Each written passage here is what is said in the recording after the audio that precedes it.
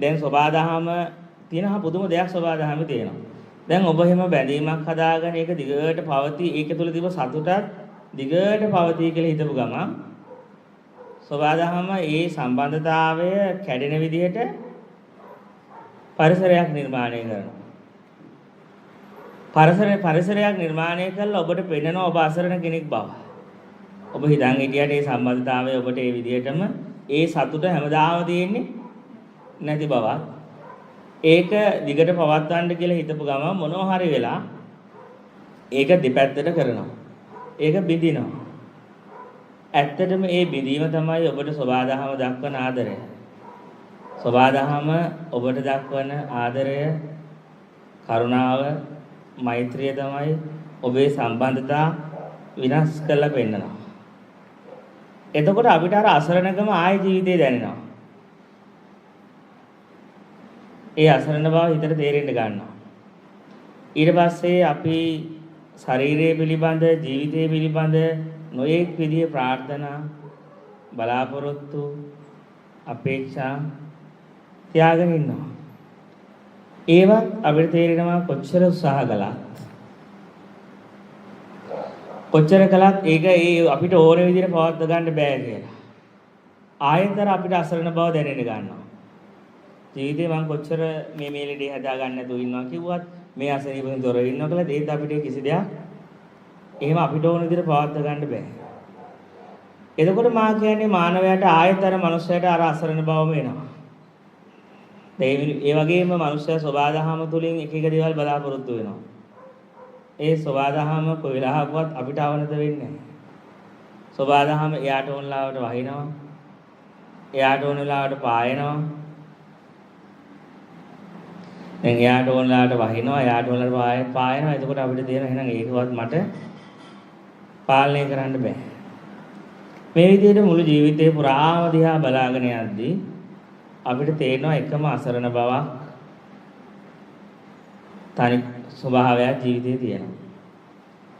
හැබැයි දැන් සබාදහමේ තියෙන එක කපටිකමක් තමයි සබාදහමට අවශ්‍ය කරන්නේ සබාදහමේ තියෙන පැවැත්ම ඔබ ලව්වා ඉෂ්ට කරගන්න. සබාදහමට අවශ්‍ය කරන්නේ මේ පැවැත්ම ගෙනියන්න. එතකොට සබාදහම කරන්නේ ඔබව වහලෙක් විදිහට මේ සබාදහම ඔබව පාවිච්චි කරනවා. ඒ කියන්නේ සබාදහමට අවශ්‍ය කරන්නේ වර්ගයාභෝ කර ගැනීමත් ඒ ආදී කටයුතු ටික. ඉතින් එතකොට සබාදහම කරන්නේ ඒ ටික ඔබලව්ව කරගන්න. ඔබලව්වා ඒ සබාදහම් පැවැත්ම පවත්වා ගන්න ඕනේ නිසා ඔබට ඒ අසරණ බව දිගට දැනෙන්න දෙන්නේ නැහැ. මොකද ඔබට එක දිගට මේ අසරණ බව ජීවිතේ දැනෙන්න ගත්තොත් මේ අසරණ ගතිය ඇතුළාන්තයේ තද්දට දැනෙන්න පටන් ගත්තොත් මිනිස්සෙකු ඔක්කොම වැඩ ටික අතහැරලා දාලා මේ පැවැත්ම සම්බන්ධයෙන් කරන කිසිම දෙයක් නොකර ඔහු එකම නිර්වාණ ධාතුව සොයන්න පටන් ගන්නවා. නිර්වාණ ධාතුව ගවේෂණය කරගෙන ගියොත් නිර්වාණ ධාතුව සොයාගෙන ගියොත් සබාදහමට පවතින විදිහක් නැහැ. සබාදහම ඊට පස්සේ කරන්නේ ඔබට අර දැනෙන අසරණ බව දිගට දැනෙන්න දෙන්නේ නැහැ.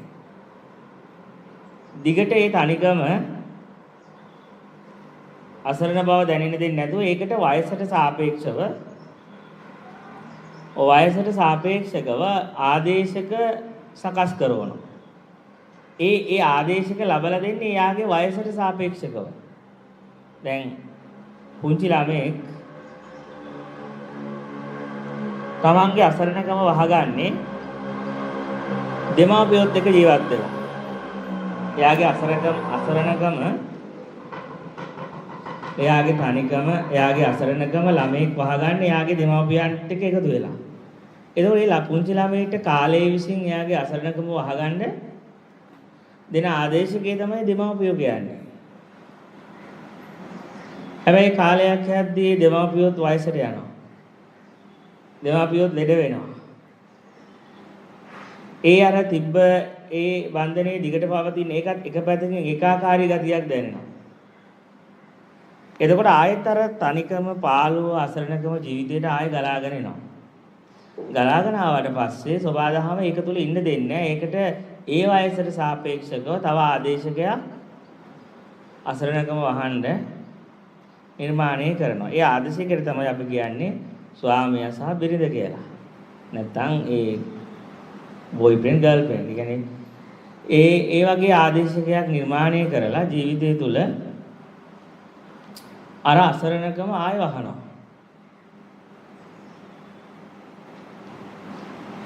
බලන්නකො දැන් මේ කාටරි විවාහ වෙච්ච දා ගමන්ම කෙනෙක්ට ළමයිගේ අවශ්‍යතාවයක් දැනෙන්නේ නැහැනේ. කාලයක් එක්ක උඩ ළමයෙක් සිටියොත් හොඳයි කියලා තේරෙනවා. මම නම් විවාහ වෙලා නැහැ. ඒ වුණාට ඉතින් අහලා තියෙනවා මම මේ කියන්නේ. ඉතින් එතකොට ඒ ස්වභාවය තුළ කෙනෙක්ගේ විවාහ වෙලා කාලයක් එක්ක ඒක තුළ අහපව් අර ඒක ප්‍රශ්නයක් හින්දාම නෙමෙයි. ප්‍රශ්නයක් නැති වුණත් අතුලාන්තය තුළ අර ඒකාකාරී බව අර අසරණ බව ආයෙත් දැනෙන්න පටන් ගන්නවා. අසරණ බව ඒකාකාරී බව ආයෙ ජීවිතේ දැනෙන්න පටන් ගත්තට පස්සේ යාලා ඒ ළමයි හදන්න පටන් ගන්නවා. දැන් සබාදහමට අවශ්‍ය කරන්නේ කොහොම හරි යාගේ වැඩේ කරගන්න. වර්ගයක් ඔබ කෙනකින්ම ඒ පැවැත්ම ගෙන යාම. ජීවීන් පහල කිරීම. එතකොට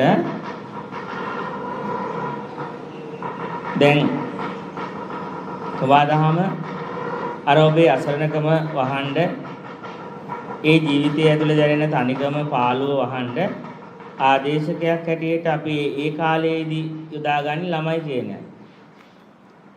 ඊට පස්සේ කාලයත් එක්ක ඒ ළමයිත් එක්ක ඉන්නවා. ඒ ළමයිනුත් එයාලා රස්සා කරනවා. එයාලා අපෙන් ඈත් වෙනවා. ඈත් වෙලා ගියාට පස්සේ අපේ ජීවිතය ඇතුළේ මං කියන්නේ ආයෙත් අර ගතිය දැනෙන්න ගන්නවා. ආයෙත් අර අසරණ ගතිය හැඟීම ආයෙ ජීවිතේට එන්න ගන්නවා. එතකොට ඒ වයසේදී ආදේශකයේ වශයෙන් සබාදහම ඔබට දෙන්නේ ඔබේ මොනුබුරන්. ඔබේ මොනුබුරන් තමයි එතකොට ආදේශකයේ හැටියට සබාදහම ඔබට ඒ වයසේදී දීලා තියෙන්නේ. දැන් බලන්නකො ගොඩාක් වෙලාවට අත්තම්මා සීයා කෙනෙක් වැඩිපුර ආදරේ තමන්ගේ ළමයන්ටත් වඩා ඒ කාලේ ඒ වයසේදී මොනුබුරන්ට ආදරේ. එයාලත් බැන්නත් තරහ යනවා. එතකොට අපිට තේරෙනවා එහෙනම් එතකොට ඒ වයසේදී අරක වහන්න අර තනිකම වහන්න අර පාළුව වහන්න ආදේශකයේ වෙන්නේ මොනුබිරිය. මේ විදිහට ජීවිතයේ මිනිසු තමන්ගේ අසරණකම වහන්න එක එක සම්බන්ධතා වයසට සාපේක්ෂව අපේ වයසට සාපේක්ෂව එක සම්බන්ධතාවම හදාගෙන ජීවත් වෙනවා. ජීවත් වෙලා යම් මොහොතකදී අපිට නොහිතන වෙලාවක නොසිතපු විදියක අපිට අපේ මරණයට හම්බ වෙනවා. හැබැයි අපි අසරණ බව සදාකාලයට නිමා කරගත්තේ නැහැනේ. ඒක తాවකාලිකව වූ නිසා නැවත උපදින්න සිද්ධ වෙනවා ඔබට. හැබැයි මිනිස්සේ ඒ අසරණ බව සදාකාලයට මේ අසරණ භවෙන් තනිකමින් ඒකාකාරීත්වයෙන් නිදහස් වුණොත් එයාට නැවත උපත්තියක් සිද්ධ වෙන්නේ නැහැ. මිනිස්සෙක් තමාට දෙන්න අඩුව වහගන්න තමයි නැවත උපදින්නේ. නැවත උපදීමක් පවතින්නේ තමාට දැනෙන අඩුව ඇතුලේ තියෙන පුරව ගන්න. ඉතින් අපි මැරෙන්න ඉස්සෙල්ලා මේක පුරවලා ඉවර කළොත් ආයේ ඉවරයි. ආයේ නැවත ඉපදක් සිද්ධ වෙන්නේ නැහැ. එතකොට දැන් මේ කියන අපිට මේ විදිහ දැන් අපිට ජීවිතේ පුරා මේ වයස එක වයසට සාපේක්ෂකව අපිට මේක දැනුණාම අපි ඒක වහගන්න මොකක් හරි ආදේශයක් සොයා ගන්නවානේ. දැන් එතකොට ඒ කියන්නේ අපිට අසරණ වුණාම මං අහන්නේ එහෙනම් ඔබ තේරුම් ගන්න මෙහෙම. එහෙනම් මේ අසරණ බව දැනෙනවා ඇත්තේ අපේ ඇතුලේ මොනවා අපේක්ෂාවක් තියෙන හින්දාද? ඒ අසරණ බව දැනෙන්නේ අපේ ඇතුළාන්තයේ කුමන අපේක්ෂාවක් තියෙන හින්දාද?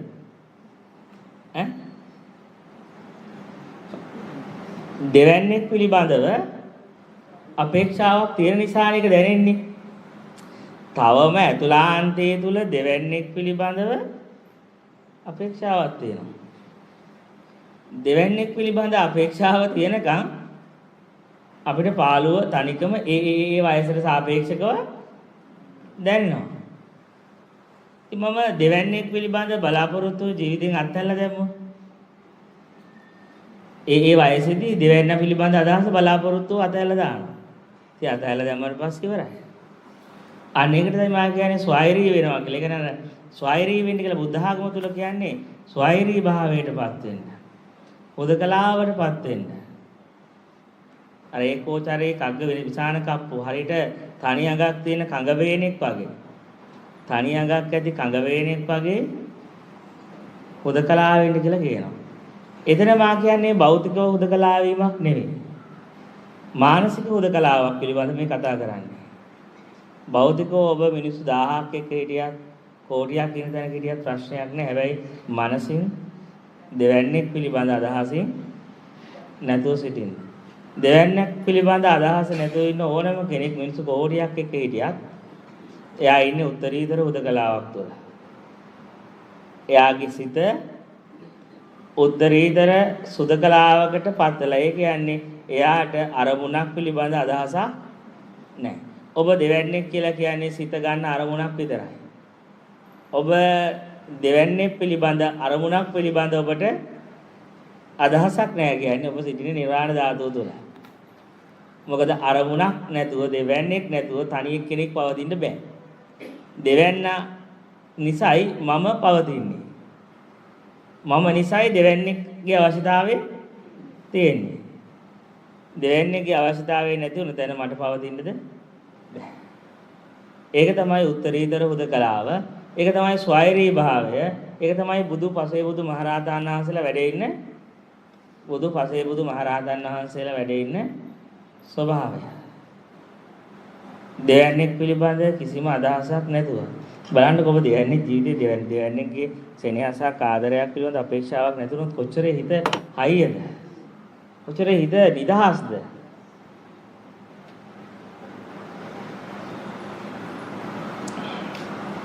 ඒ සංසාරයට ඕනවට වඩා බැඳිච්ච මනසකට ඒක අමාරුයි හරි කරන්න.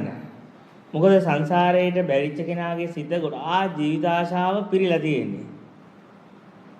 එයාගේ සිතේ ජීවිත ආශාව කියන එක පැවැත්ම කෙරේ කැමැත්ත පවතින ඕනෑකම ඒ සියල්ල තියෙනවා. ඒ නිසා මම ඔබට කියන්නේ දෙවන්නේක් පිළිබඳ අදහසත් එක්ක ජීවිතය පිළිබඳ අදහසද අත්හැරලා නිදහස් වෙන්න. ජීවිතය පිළිබඳ අදහස ජීවිත ආශාව යම් ශරණයකද ඔබේ මනසින් ඉවත් වෙන්නේ. ඒ ඉවත් වෙන ශරණයෙම ඔබට මේ මාර්ගය සාක්ෂාත් වෙනවා. ඒ ශරණයෙම ජීවිත ආශාව අත්හැරිච්ච යම් මොහොතක් ඇද්ද ඒ මොහොතේම ඔබට මේ පරම සත්‍යයේ රහස ප්‍රත්‍යක්ෂ වෙනවා. ජීවිත ආශාව තියෙන තුරු ඔබ දෙවන්නේක් පිළිබඳ අරමුණක් පිළිබඳ අපේක්ෂාවකින් සිටිනවා. දවසක් ගුරුවරයෙක් මේ ශිෂ්‍ය දෙන්නෙක් දාන් ඇද හිටියලු. දැන් මේ ශිෂ්‍යෝ දෙන්න දාන් ඇද ඉන්න වෙලාවේදී දැන් දාන් ඇද ඉන්නවා. දාන් අදිමින් ඉන්න වෙලාවේදී කිව්වලු ඔය දෙන්නාගේ දාන් පෙත ආයෙ හදලා අදින්න. ඔය දෙන්නගෙන් කවුරු හරි දෙන්න දාන් ඇදලා පරාද වුණ සෙනෙහි පරාද වුණ මොහොතේ ඒ පරාද වෙච්ච කෙනාව මම මරනවා. ඒක තමයි දනු ඒක කියලා ඊට පස්සේ ගුරුවරයා ලොකු කැත්තක් මේ පීයක් අරගෙන මොකද හොඳ ලොකු මන්නපොර මේ පීයක් අරගෙන දිග දැන් අර දෙනමට ශිෂ්‍යෝ දෙන්නට දාන් අදින්න කියලා කිව්වා. දැන් ශිෂ්‍යෝ දෙන්නට දාන් අදින්න කියලා කිව්වට පස්සේ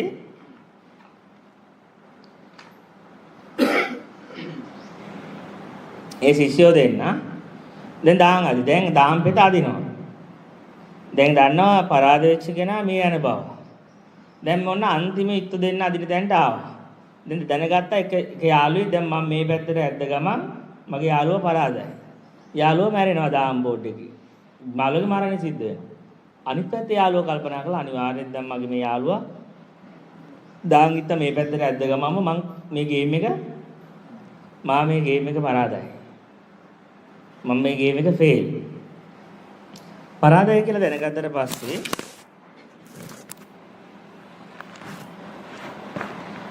මොකද කරේ? දැන් එක යාළුවෙක් කල්පනා කරනවා මගේ යාළුවාගේ ජීවිතේ නැති කරන්න හොඳ නැහැ.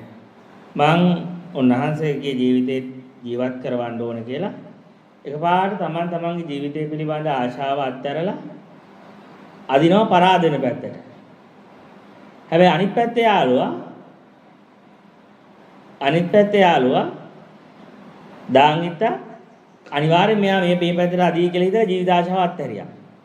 දෙපැත්තෙම දෙන දැන් ජීවිත ආශාව අත්හැරියා. අත්හරිනවත් එක්කලා අර පැත්තට අදිද්දිම අර ජයග්‍රහණය කරන්න පුළුවන් යාළුවා පරාදීන පැත්තට ඉත්ත අදිද්දිම අර ගුරුවරයා හයියෙන් දාම්බෝට් ලෑල්ලට ගහනවා.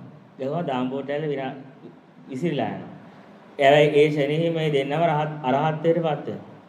ඒ මොකද මේ දෙන්නා ඒ අවස්ථා දෙක අර සිද්ධියේදී දෙන්නම තමන්ගේ ජීවිත ආශාව අත්හැරියා.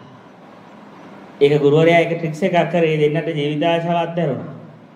ජීවිත ආශාව අත්හැරිච්ච සෙනෙහේ වුණ අවබෝධයට පත් වෙනවා. ඒතර ඔබට තේරුම් ගන්න ඔබට ජීවිතයේ පිළිබඳ තියෙන ආශාව නිසායි ඔබ දෙවන්නේක් පිළිබඳ ප්‍රාර්ථනාවකින් ඉන්නේ.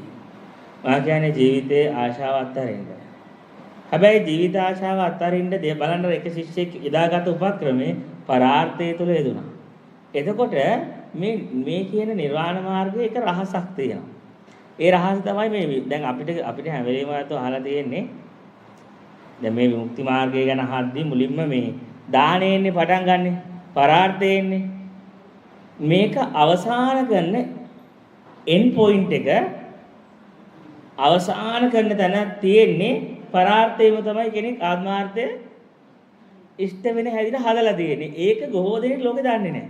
තේරුම් ගන්න මේක අන්තිම ට්‍රික්ස් එක මේ ජීවිතේ අන්තිම කෑල්ලේදී සංසාරේ අවසන් කරන මොහොතේ කෙනෙක් පරාර්ථය තුලින් තමයි ඒක සිද්ධ වෙන්නේ. ඒක මේ වගේ විදිහට උදාහරණයක් මම කියන්නම්. ඒකට දක්වන උදාහරණය තමයි දැන් අපි මෙහෙම හිතමු. ගඟක් තියෙනවා. ගඟ තියෙන වෙලාවේදී දැන් ඔන්න ගඟේ මිනිස්සෙක් දැන් තමන් ගඟ ළඟ භාවනා කරනවා. තමන්ට තව තප්පර 10යි තියෙන්නේ. තමන් මේ ආශ්‍රවශ්‍රය කරනවා. දැන් තප්පර 10යි තියෙන්නේ. තව තප්පර 10කින් සංසාර ගමන ඉවර නිමාවටපත් වෙනවා. අවසානයේ උදා වෙනවා. දැන්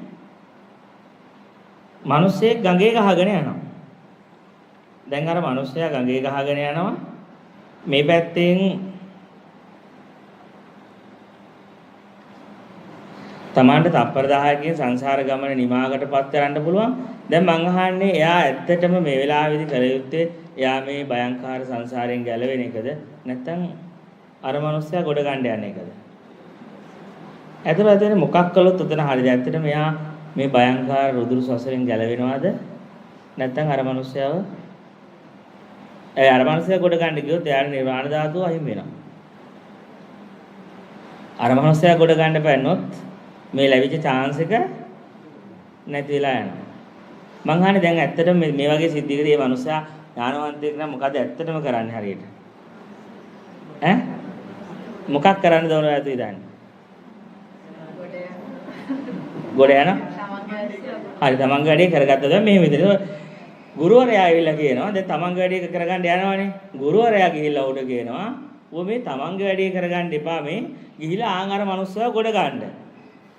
අර මිනිස්සයා ගහගෙන යනවා ගොඩ ගන්න කියලා කියනවා. එතකොට අර මිනිස්සයා අර භාවනා යෝගියා දැන් තව තප්ප්‍රදායකින් රහත් වෙන්න ඉන්න කෙනා අරයාව ගොඩ ගන්න පනිනවා. පැන්නොත් මං අහන්නේ එයා රහත් වෙයිද නැද්ද? මං කියනවා නෑ කියලා. ඇයි එයා රහත් නොවෙන්නේ? ඈ? මොකද? ඇහෙන්නේ නැහැ මොකද? බේරගන්න කෙනා කිරියල්මට වඩා බලන්න එයා බේරගන්න ගියයි. එයාට අවශ්‍ය වුණේ හින්දා නෙමෙයි බේරගන්න. ගුරුවරයා කියපු නිසා. ගුරුවරයා එයාට ඕනකම තිබෙද අප තප්පර 10කින් නිවන් දකින්න. හැබැයි ගුරුවරයා කිව්ව නිසා ගුරුවරයා කියපු නිසා පැන්නේ. එතකොට එයාට අවශ්‍යතාවයක් නැහැ. හැබැයි දැන් අපි දුමු එයා යම් මොහොතක එයාට දැන් තප්පර 10කින් නිවන තියෙනවා. එයා ඒක ගැන නොහිත අර මනුස්සයා ගොඩ ගන්න පනිනවා. මා කියන්නේ ගොඩ ගන්න පැනීමයි එයාගේ සංසාරයේ බඹසර වැස අවසන් වීමයි දෙක එකට වෙන්නේ. අරක පනින්න එළියට තියනවත් එකම පය තිබීමයි යාගේ රහත් බවයි එකට සිද්ධ වෙන්නේ. ඒක සමහර දැන් මේ කියපු කැලේ අතර දැම්ම ඕනේ නැති වෙයි. හැබැයි මතක තියාගන්න මේ මාර්ගයේ අන්තිම තැන හදලා තියෙන්නේ අවසාන පොයින්ට් එක තියෙන්නේ පරාර්ථයක් කරන්න කියලා තමයි අනොහිතපු වෙලාවක තමන්ගේ පරාර්ථය සිද්ධ වෙන්නේ ආත්මාර්ථය සිද්ධ වෙන්නේ. පරාර්ථයට බහින්න ගිහිල්ලා නොහිතපු තැනකදී ආත්මාර්ථය සිද්ධ වෙනවා. ඒක තමයි ඒක මම මේ සෝහන් ගැන නෙමෙයි කියන්නේ මම කියන අවසාන කැලල ගැන. ඒක එහෙම තමයි ඒක හැදිලා තියෙන්නේ. ඒකයි මා කියන්නේ කවදා හරි ආත්මාර්ථකාමී මිනිසුන්ට ලෝකෙ හොඳම දේ හම්බෙන්නේ නැහැ කියලා. ලෝකේ වටිනම දේ ශ්‍රේෂ්ඨම දේ හම්බෙන්නේ පරාර්ථකාමී මනසක් තියෙන කෙනෙක්ට විතරයි. එයා ගැනත් නොහිතා පැන්නා. ඒ නිසා ඔබට හිතෙනවා නම් මෙතන භාවනා කරන්න ආවට පස්සේ අනේ ඔක්කොටම ඉස්සෙල්ලා හැමෝට අන්තිමට මම සෝහන් වෙන්න ලැබේවා කියලා. මා කියන්නේ එතකොට ඔබ තමයි ඉස්සෙල්ලාම සෝහන් වෙන්නේ. ඒව අවසානය වෙන්න දඟලන්නේ. ඔබ වඩනවා හැබැයි පළවෙනියා වෙන්න නෙවෙයි. මුලින්ම ගැලවීම ඔබේ තියෙන ආත්මාර්ථකාමී සිත. ඔබ මාර්ගයේ වඩනවා අවසානයේ බුදු වෙන්න. අර මේ වියට්නාම් පිළිමේම චීන මහායාන බුද්ධ ආගමේ සමහර බෝධිසත්වරු ඉන්නවලු මේ එයාලා මේ අන්තිම තනකොළ ගහත් බුදු වෙනකන් ඉන්නවා බුදු වෙන්න. මා කියන්නේ ඔබ එහෙම වෙද්දිම ඔබ පළවෙනි වෙලා ඉවරයි කියලා. ඔබ ඒ විදිහේ චින්තනයේ එද්දිම ඔබ යන්න ඕන තැනට ඔබ ගිහිල්ලා ඉවරයි. ඔබේ පරාර්ථයට බැහැීම තුන ඔබේ ආත්මාර්ථය වෙලා ඉවරයි. ඉතින් ඒකින්ද මේ හැම දෙයක්ම තියෙන අනිත් පැත්තට මේ විමුක්ති මාර්ගයේ ඔක්කොම තියෙන අනිත් පැත්තට. දැන් ලෞකික ලෝකේ තියෙන තමන් වෙනුවෙන් කරගන්නවා අපි අපේ මමත්වයේ පවත් අරින්න අනිත් අයට යහපතක් කරන්න. දේනද? අනිත් අයට යහපතක් කරන්න මගේ මමත්වයේ මං අත්හරිද්දිම ඒක කරන්නේ මම වෙනුවෙන් නෙවෙයි. ඔකේ අනිත් අය. අනිත් දැන් බුදු වෙන්නේ අනිත් අය එතර කරවන්නනේ මම බුදු වෙමි. මම බුදු වෙමි අනිත් අය එතනදී පරාර්ථයයි තියෙන්නේ. පරාර්ථයේ තුල උන්වහන්සේගේ අවශ්‍ය කරන දේ සිද්ධ වෙලා ඉවර වෙනවා. ඒකයි මා කියන්නේ පරාර්ථකාමී මිනිසුන්ට තමයි ලෝකේ වටිනම දේ, ලෝකේ ශ්‍රේෂ්ඨම දේ ලැබෙන්නේ. ඒතකොට පරාර්ථය තමයි ඔබට ඔබේ ජීවිත ආශාව අත්හැරලා දෙන ලේසිම තැන. අර දාම් බෝඩ් එකේ කතාව ගන්න එතනදි මම පෙන්නේ. අරයාගේ පරාර්ථය, අරයාගේ ජීවිතේ රකින්න යාම තුළ අරයා නිවන් දැක්කා. අත්හැරියා තමයි ජීවිත ආශාව. ඒ මොකද අනිත් කෙනාගේ ජීවිතේ වෙනුවෙන්. ඒ වෙනුවෙන් අතහැරීමත් එක්ක පරාර්ථය සිද්ධ වුණා. ඉතින් අන්නේ දැන් මම කියන එක අපි දැන් හිතලා කරන්න බැරි එකක්. දැන් ඔබ දැන් මං එහෙනම් අදින් පස්සේ මෙහෙම වුණොත් මම මේ ගගේ යන මිනිස්සු කොට ගත්තොත් නිවන් දැක්කට නිවන් දකින්නේ නැහැ. ඒක උපමාවක් විතරයි. ඒක උපමාවක් විතරයි මං කියන්නේ ඒ කියපු ගතිය ඇඟ ඇතුලේ තියෙන්න ඕන කියන එක. ඒ මූඩ් එක ඒ වගේ කෙනෙක්ට තමයි මේ ජීවිතය ඇතුලේ අර එන්ට් තැන්ට යන්නේ. මොකද යාගේ ඇතුලේම තියෙන ගතිය. ඒ පරාර්ථකාමී ස්වභාවය.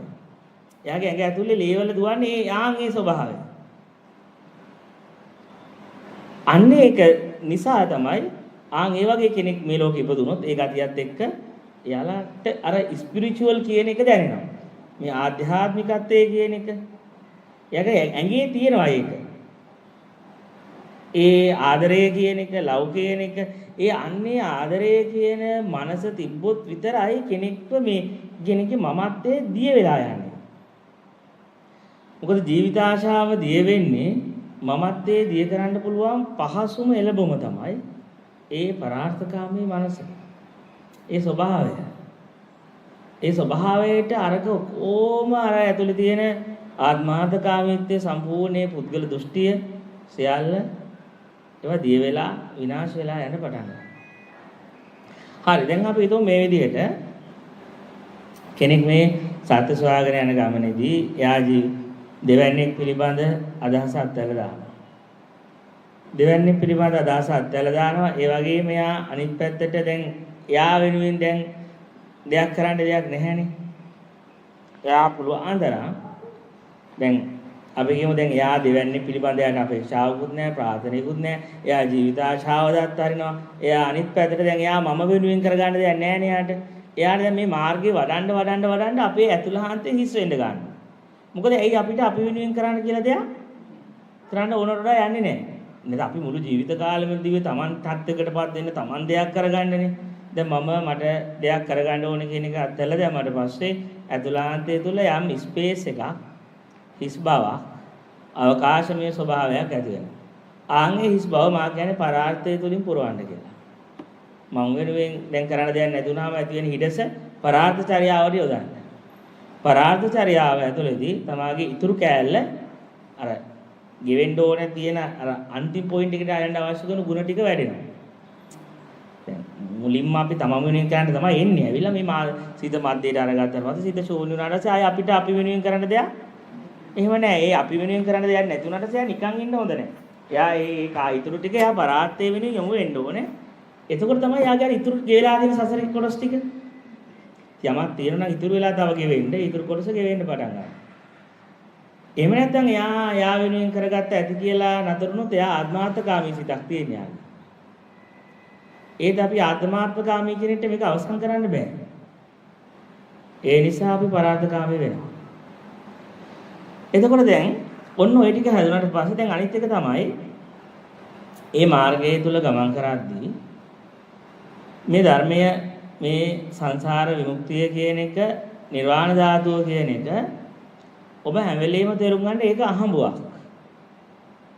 ඒක කොයි වෙලාවක ඒ අහම්බේ සිද්ධ වෙයිද දන්නේ නැහැ. ඒක අපිට කියන්න බෑ මෙහෙම අපිට කියන්න බෑ මේ අවුරුදු 20ක් 30ක් භාවනා කරන අයට විතරයි මේ අහඹුව සිද්ධ වෙන්නේ කියලා.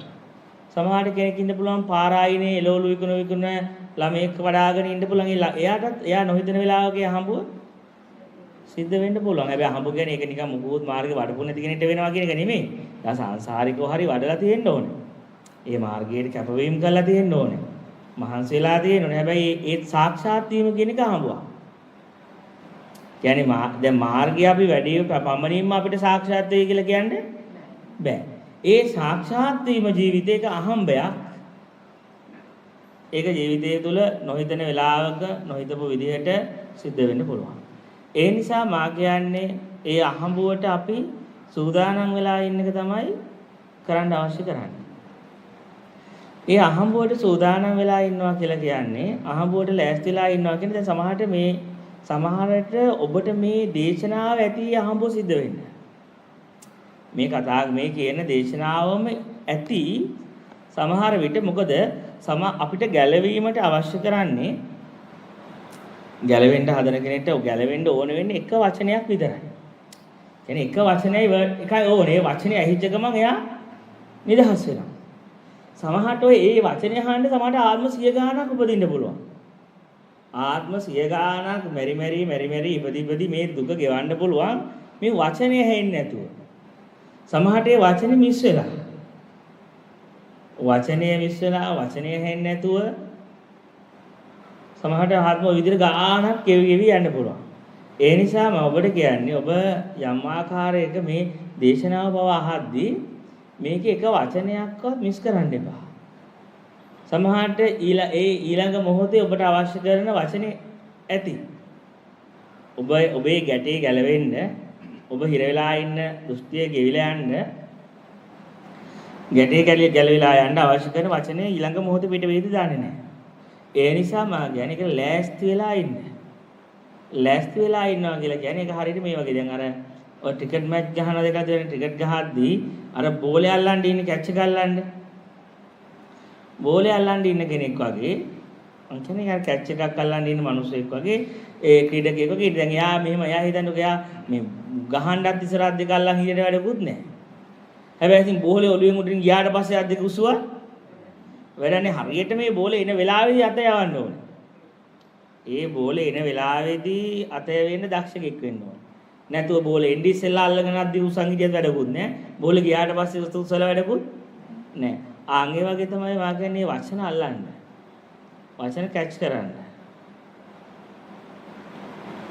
පුළුවන්ද කියලා බලන්න. එතකොට එතකොට යා සූදානමින් අහන්නේ. ඒ කියන්නේ සූදානමින් කියන්නේ දැන් මේ පූර්ව නිගමනයේ මේ දේශනාවාදී මම රහත් වෙයි. ඔහොම මොකක්වත් නෙවෙයි. ඒව දාගන්න එපා. දැන් මේකෙන් මං ගැලවිලා යයි. එහෙම හැඩදලා හදාගන්න එපා. එහෙම හැඩදලයක්වත් නැහැ ඇතුලේ. එහෙම හැඩදලයක් ඇතුලේ නැති වුණාට අපි ඒක මේ මෙහෙම හිතන්නකෝ දැන් අපි බොහොම සිහියෙන් අහගෙන ඉන්නවා. එතකොට දැන් සමහර අය වෙනව දැන් අමාරු අය කරන්නේ එක ලියා ගන්නවා එක රෙකෝඩ් කරගෙන අපි ගිහලා අපි ඒ වෙලාවේ එක ෆීල් කරන්න හදනකොට අපි මේ පසුව ෆීල් කරන්න හදනවා ඒක. එක ලියාගෙන ගිහිල්ලා අපි මේක තේරුම් ගන්නවත් නැත්නම් රෙකෝඩ් කරන් ගිහිල්ලා ඉවර වෙලා ආය අහලා තේරුම් ගන්නත් හැබැයි මා කියන්නේ ඊට වඩා හරියටම ෆීල් වෙන්නේ ඒ මුල්ම ඇහෙන පාර. මුලින්ම ඇහෙද්දි එක මුල්ම ඇහෙන වෙලාවේ අල්ලන්න පුළුවන් නම් ආන්ගෙතන තියෙන ලොකු සජීවී ගතිය. ඉස්සෙල්ලාම Tamanට ඇහෙද්දි කැච් කරන්න පුළුවන්. අල්ලන්න පුළුවන්. ඒ වගේ අන්න එක තමයි ලෑස්ති වෙලා ඉන්නවා කියන්නේ ඒක මුලින්ම අහද්දිම අල්ලනවා. ඒ මුලින්ම අහද්දි අල්ලනවා කියලා කිව්වහම දැන් මා කියන්නේ මෙන්න මෙහෙම. දැන් අපි ධර්ම ශ්‍රවණය කරනවානේ මෙහෙම සාකච්ඡා කරනවා. ශ්‍රවණය කරන්න පටන් ගන්නවා. ඒ ශ්‍රවණය කරන්න පටන් ගත්තට පස්සේ ඒ හැම වචනයක් පාසාම මට තේරෙන්නේ ධර්මයේ අල්ලනවා කියලා. ඒ හැම වචනයක්ම අහන් ඉද්දි අපි යනවා නම් අපේ තියෙන අර භාවනා කරද්දී වැදට දැල්ලා තියෙන අතර නිහඬ බවක් අපි අත්දකිනවා. භාවනා කරද්දී අපි අත්දකිනවා යම් නිශ්චල බවක්. නිහඬ බවක්. අන්නේ කියන හැම වචනයකින්ම ඔබ ඒ වචනයක් ඇහෙද්දී ඒක වචනයක් කරා ඔබට ඔබේ තියෙන නිහඬ බව ස්පර්ශ කරන්න පුළුවන් නම් ඒක නිකන් හරියට මේ වගේ දැන් අපිට තේරෙනවා අපි නිකන් අහගෙන ඉන්නවා හැබැයි නිකන් පැයක් හෝ දෙකක් හෝ අපිට තේරෙන්නේ නැහැ අහන් හිටියද කියලා අපි හැබැයි මොකද්ද වචනෙන් කියන්න දෙයක් බැරි දෙයක් අපිට දැනෙනවා. ඒක හරීම ආදරණීය ස්වභාවයක් හරීම සයිලන්ට් හරීම නිහඬ නිශ්චල ස්වභාවයක් අපිට මේ වචන අහගෙන ඉඳි ෆීල් වෙන්න ගන්නවා. ඒ වචන වලින් ඒ කියන්නේ අපිට මේ නිකන් යුනිවර්සිටි එක ලෙක්චර් එකක් අහන් ඉන්නා වගේ දැනුමකට යන්නේ නැහැ ඒක. මහා ලොකු දැනුමක්. දැන් අහුවොත් එimhe දේශනා වෙලා මොනවද ඔයා දැන් අහුවේ මොනවද තේරුම් ගන්නද කියලා එහෙම මේ අහවල් දේ තේරුම් ගත්තා කියලා කියන්න දෙයක්වත් නැහැ. එහෙම දෙයක් හම්බෙන්නේ නැහැ. දැන් අහුවොත් ඇත්තට මේ දේශනා වෙනකොට ඇත්තට මොනවද දැන් තේරුම් ගත්තේ මොනවද දැන් චෛතසික තේරුම් ගත්තද චිත්තක්ෂණ ගැන තේරුම් ගත්තද පංචස්කන්ධ ගැන තේරුම් ගත්තද එහෙම අහුවොත් එහෙම මොකද පංචස්කන්ධ දායන් කියලා තේරුම් ගත්තෙත් නෑ පරිසම්පාද කියලා දෙයක් තේරුම් ගන්න මොනවත් එහෙම ඇතුළට යන්නේ නෑ දැනුමක් වශයෙන්. හැබැයි ඒ වචනයක් පාසා ඇතුළාන්තයේ වෙනම තැනක් ස්පර්ශ වෙන්න ගන්නවා. වෙනම හදවතකට ඒක අපි කියන්නේ ඒක මට ඒ මොනවද කිව්වේ දන්නේ හැබැයි ඒ කාලේ ඇතුළාන්තය තුළ මට පුදුම එක හදවතට දැනුණා. ෆීල් වුණා. ආන්ගේ හැම වචනයක් ඇහිලා ඊළඟ ඒ වචන ටික ඇහිගෙන යද්දි ඔබට ඔබේ ඒ ස්ථානේ ස්පර්ශ කරන්න පුළුවන් නම් ආන්ගේ ඒ සිතිවිලි වලට පයින් නැතුව ඔබට ඒ කියන්නේ විමර්ශනය කළත් ඒ විමර්ශනය කරපු ගමන් ආයන්නේ අර නිකන් සයිලන්ට් වෙලා නිහඬ වෙලා යනවා නිකන් නතර වෙලා යනවා. ඒ වගේ ඇහෙන වචනයක් පාසා ඔබට තේරෙනවා ඔබේ සිත ඉස්සරහට යනවා නෙවෙයි ඒ වචනත් එක්ක.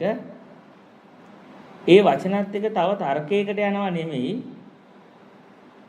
ඒ වචනත් එක්ක ඇතුළ නතර වීමක් වගේ තේරෙනවා නම් නිහඬ වීමක් වගේ තේරෙනවා නම් ඒ කියන්නේ ඔබට හරිම ධර්මය ඇහෙන්න පටන් ගන්නවා. ඔබට සැබෑම ධර්මය ඇහෙද්දී සැබෑම ධර්මය ඔබට තේරෙද්දී ඒක වචනකින් තේරෙන එකක් නෙමෙයි. ඒක සිතිවිල්ලකුත් නෙමෙයි. ධර්මය අවබෝධ වෙද්දී ඒක දැනෙන්නේ සිතිවිල්ලක් නෙමෙයි ඒක. ඒක තවත් මොනවා හරි මහා ගැඹුරු දෙයක් තේරුම් ගත්තා නෙවෙයි. මහා ඔළුව අපිට හිතා ගන්න බැරි තර්කයකට ගිහිල්ලා නිකන් ඔළුව එහෙම අවුල් වුණා නෙමෙයි.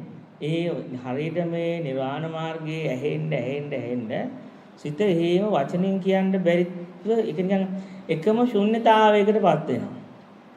ඇතුළාන්තය සිත හිස් වෙලා යන්න පටන් ගන්නවා. එහෙම මොනවත් දැනුම් වශයෙන් තේරිච්ච දෙයක් නැති වෙනවා. දැනුමක් වශයෙන් මොනවද තේරුම් ගත්ත කියලා කියන්න පුළුවන් දෙයක් නැහැ. ඒකනේ අර අනේපිරිසතුමාගේ පුතා කාලසිරි පුත්‍රයා හොඳට බලන්න කාලසිරි පුත්‍රයාගේ කතාව දිහා කාලසිරි පුත්‍රයා යනවා. ගිහිල්ලා දැන් තාත්තා සල්ලි දෙන්නම් කියලානේ බණ අහන්නේ. දැන් බණ මතක තියාගෙන ඉන්න කියනවානේ. බණ මතක තියාගෙන ඉන්න කියනවා සල්ලි දෙන්නම් කියනවා. ඉතින් එදා බණ ඇහුවා අහගෙන යද්දි එයාට ඒ ධර්මය අවබෝධ වුණා. ඊට පස්සේ තාත්තා ඇහුවානේ දැන් අද මොනවද මතක තියන් ආ කියලා. කිව්වා එනට අද කියපු දේ මට අවබෝධ වුණා. හැබැයි මට එක වචනයක්වත් මතක නැහැ. එහෙනම් මොනවද කිව්වේ කියන්නේ? හැබැයි ඒ උනාට ඒක දැනෙනවා. හරියම ඔබට ධර්මයේ දැනෙද්දී ඔබේ සිත නිකන් කාලයෙන් අවකාශයෙන් අයින් වෙලා නිකන් එකම මහා විශාල ස්පේස් එකකට වගේ. ඒක හරි අමුතුයි. හරිම මේ නෑ දැනෙන්නේ නිකන් හරිම මේ ඒක නිකන් සීමාවක් නැති අහස වගේ දැනකට ගියා වගේ. මහා විශාල ස්පේස් එකක් ඇතුලේට ගියා වගේ. අන්න ඒ වගේ ස්වභාවයක් ඔබ හරියට මේ ධර්මයේ දැනෙනවා කියලා දැනෙන්නේ අන්නේ ඒ ස්වභාවය. ඊට පස්සේ ඒ ස්වභාවය ඇතුළෙම මුළු පැය දෙකම ඉන්නවා. පැය දෙක ගන්න පැය දෙක ඇතුළේ ඔබ සිතිවිලි වලට පයින්නවට වඩා හැම වචනයක් පාසා ගමන් කරන්නේ දැනුමක් නෙවෙයි මනසට ලොකු සිතිවිලි වලකට නෙවෙයි තව සිතිවිලි ගොන්නකට නෙවෙයි සිතිවිලි වලින් ඔබේ තියෙන අර වචනෙන් කියන්න බැරි අර දැනෙන සයිලන්ට් එකට අපි නිහඬයි කියන්නේ නිහඬ හෝ අවදිමත්ව මොනවා හරි වචනයක් නෑ ඇත්තට මේ දැනෙන ස්වභාවයට කියන්නේ. මේ දැනෙන තැන තමන්ට ඇත්තටම තමන් වෙන්නේ එතන. තමන්ට තමන්ගේ ජීවිතයේ තියෙනවා ධර්මයේ තියෙනවා. ඇත්තටම එතන බුදුහාමුදුරුවෝ ඉන්නවා. සමහරවිට සමහර අයට ඒක දැනෙනවා නිකන් එනවා යනවා වගේ. මොකද්ද දේ තැනකට යනවා ආයෙ එතනින් එනවා. ඒ කියන්නේ අර එතෙන්ට යනවා ගියාට ආයෙත් අර සිතුවිලි ඇවිල්ලා එනවා. ඇවිල්ලා සංකල්ප වලින් මේක ෆීල් කරන්න හදනවා. සංකල්ප. එතකොට ආයෙ අර එතනින් පයින්නවා. ඒක අර එනවා යනවා වගේ. එනවා යනවා වගේ හැඟීමක් තේරෙන්න පටන් ගන්නවා. ඉතින් මම කියන්නේ ඒ එනවා යනවා කියන එකකින් තොරව සමහරවිට එක දිගටම මුළු සාකච්ඡාව පුරාම අර කියන සංකල්පයෙන් එහා තිබ්බ දේ ෆීලිං කරන් ඉන්න පුළුවන් නම් එතනම නැවතෙන්න පටන් ගන්නවනේ තියන්නේ. එහෙනම් අපි කියන්න පුළුවන් අන්න එයාට හරියට මේක අල්ලලා ධර්මය. හරියට ඒක කැච් කරලා. හරියට කැච් කරනවා කියන්නේ එක වචනයයි එහෙද්දිම සිත නතර වෙලා බ්ලැන්ක් වෙලා යනවා. හිත හිස් වෙලා යනවා. සිත ශූන්‍ය වෙලා යන්න පටන් ගන්නවා. ඉතින් ඒක හැබැයි ඉතින් මේ වචන හරියටම නිර්වාණයට ඉලක්ක වෙන විදිහට වෙන්න ඕනේ. මොකද නැත්තම් මේ වචන තවත් නොලෙජ් එකකට නම් යන විදිහට හැදිලා තියෙනවා නම් ඒක ඇතුලේ වෙන්නේ නෑ කොච්චර අහන් හිටියත්. කොච්චර අහන් හිටියත් මහා ලොකු දැනුමක් බරක් ඇති වෙනවා. මහා ලොකු මේ විශාල නිකන් දැනුම් පද්ධතියකට ඒක යගමන් කරන්නේ. ඒ සාපේක්ෂක දැනුම විතරයි ඔබේ වර්ධනය වෙන්නේ. මම කියන්නේ හරිම ධර්මයේ හේදී ඒක දැනුමකට නෙවෙයි යන්නේ. අර කියන නිර්පේක්ෂක වචනෙන් කියන්න බැරි අනිර්වචනීය ස්වභාවයක් ඒක. ඒ ස්වභාවය ඒක වචනෙන් කියන්නත් බෑ. ඒකයි ප්‍රශ්නේ තියෙන්නේ. දැන් අපි ඇඟිල්ල දික් කරලා හඳ පෙන්නනවා කියලා හිතන්නකෝ. ඇඟිල්ල දික් කරලා ඔබට හඳ පෙන්නද්දී අපි ඔය හඳ කියලා අර ඇඟිල්ල බැලුවොත් හඳ කියලා ඇඟිල්ල දිහා බැලුවොත් වැරදීනේ. අන්නේ හඳ දිහාට ඇඟිල්ල දික් කරන එක තමයි මේ වචන වලින් කරන්නේ. හැබැයි ඔබට ඇතුළාන්තේ වෙන්න ඕනේ ඇඟිල්ල දිහා නොබලා ඒ ඇඟිල්ලෙන් පෙන්වන්න බැරි හඳ දකින්න ඕන. ඇඟිල්ලෙන් කියන්න බැරි හඳ ස්පර්ශ කරන්න ඕන. ඒක තමයි මේ ධර්ම දේශනාවක සාකච්ඡාවක බලාපොරොත්තු තියෙන්නේ. මේ වචන එක්ක හරඹයක් කරන එක නෙවෙයි. දැන් ඇත්තටම මේ වචන හරඹයක් නෙමෙයි කරන්නේ. දැන් මා කියන්නේ මේ වෙලාවේ මේ කරන්නේ ලෝකෙ තියෙන මේ කියන්නේ අසාර්ථකම ව්‍යායාම මේ. ඒ කියන්නේ කවදාකවත් වචනයකට කියන්න බැරි. කවදාකවත් සිතිවිල්ලකින් වචනකින් පෙන්වන්න බැරි දෙයක් වචන වලට දාලා ඒක සිතිවිලි වලින් වචන වලට දාලා වචන විදිහට කියනවා. ඉතින් වැඩේ තියෙන්නේ ඒක ඇත්තටම ලෝකේ තියෙන අසාර්ථකම ක්‍රමයක්. කවදාකවත් වචනින් කියන්න බැරි දෙයක් වචනින් දාලා කියද්දි ඉතින් ඒක අසාර්ථකයි නේද? ඒ නිසා ඇත්තටම මේක ලෝකේ තියෙන අසාර්ථක ක්‍රමය තමයි මේ ධර්මදේශනාව. ධර්මදේශනා කිරීම තරම් මට තේරෙන්නේ නැහැ නිර්වාණයට තියෙන නිර්වාණ ගැන කියන්න තියෙන අසාර්ථක ක්‍රමයක් තියෙනවා කියලා. හැබැයි වැඩේ තියෙන්නේ ඉතින් අපිට වෙන ක්‍රමයකුත් නැහැ. ඉතින් වෙන එන ඉතින් අර ගොඩාක් සමහරගෙන එන ඉතින් මානස කනෙක්ට් වෙන්න ඕන. ඒ ටෙලිපති මට්ටමේවත් එතකොට ඊට වඩා ටිකක් ළඟින් කතා කරන්න පුළුවන් ඒක. ඊට වඩා ටිකක් ළඟින්. හැබැයි යම් මොහොතක ඔබේ ශබ්දකෝෂය ශූන්‍ය වෙච්ච තැන ඔබට මා කියන එක තේරෙන්න ගන්නවා. ඔබ වචනින් එහාට යන ස්පර්ශ වෙච්ච තැන දැන් ඔබ මෙහෙම හිතන්නකෝ. ඔබ මොහොතකට ඔබ ගැන කල්පනා කරන්න කිසිම සිතිවිල්ලක් භාෂාවක් පාවිච්චි කරන්නේ නැතුව. ඔබක මම කියන එක දැන් කළා බලන්නකෝ. කිසිම සිතිවිල්ලක් පාවිච්චි කරන්නේ නැතුව. Taman ගැන මොනවාරි හිතන්නකෝ. මොකද සිතිවිල්ලක් කියන්නේ භාෂාව. කිසිම දැන් භාෂාවල් අපි සිතිවිලි කියන්නේ අපේ භාෂාවනේ. භාෂාවකින්නේ අපි ඕන සිතිවිල්ලක් වහන්නේ දැන් මං අහන්නේ ඒ මං කියවන දැන් හැම ලැන්ග්වේජ් එකක්ම බොරුවක් කියලා. දැන් මං කියන උපක්‍රමයක් ඔබ බොරුවන්ද බලන්න. කිසිම භාෂාවක් පාවිච්චි කරන්නේ නැතුව ඔබ ගැන හිතන්න. මොනවද කල්පනා කරන්නේ?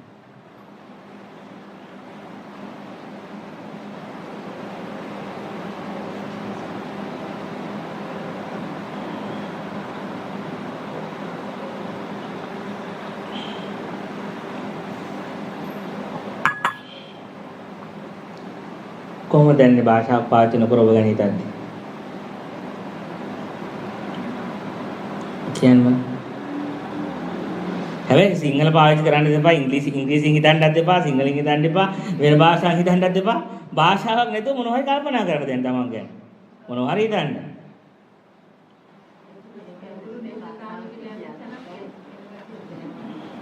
ඔබ කිසිම භාෂාවක් පාවිච්චි කරද්දී කවුරු වෙන ලෝකෙින කවුරු හරි ගැන හිතන්න. එක්ක තමන් ගැන හිතන්න නැත්නම් ලෝක ගැන හිතන්න. ඕන කෙනෙක් ගැන හිතන්න කිසිම භාෂාවක් පාවිච්චි කරන්නේ නැතුව.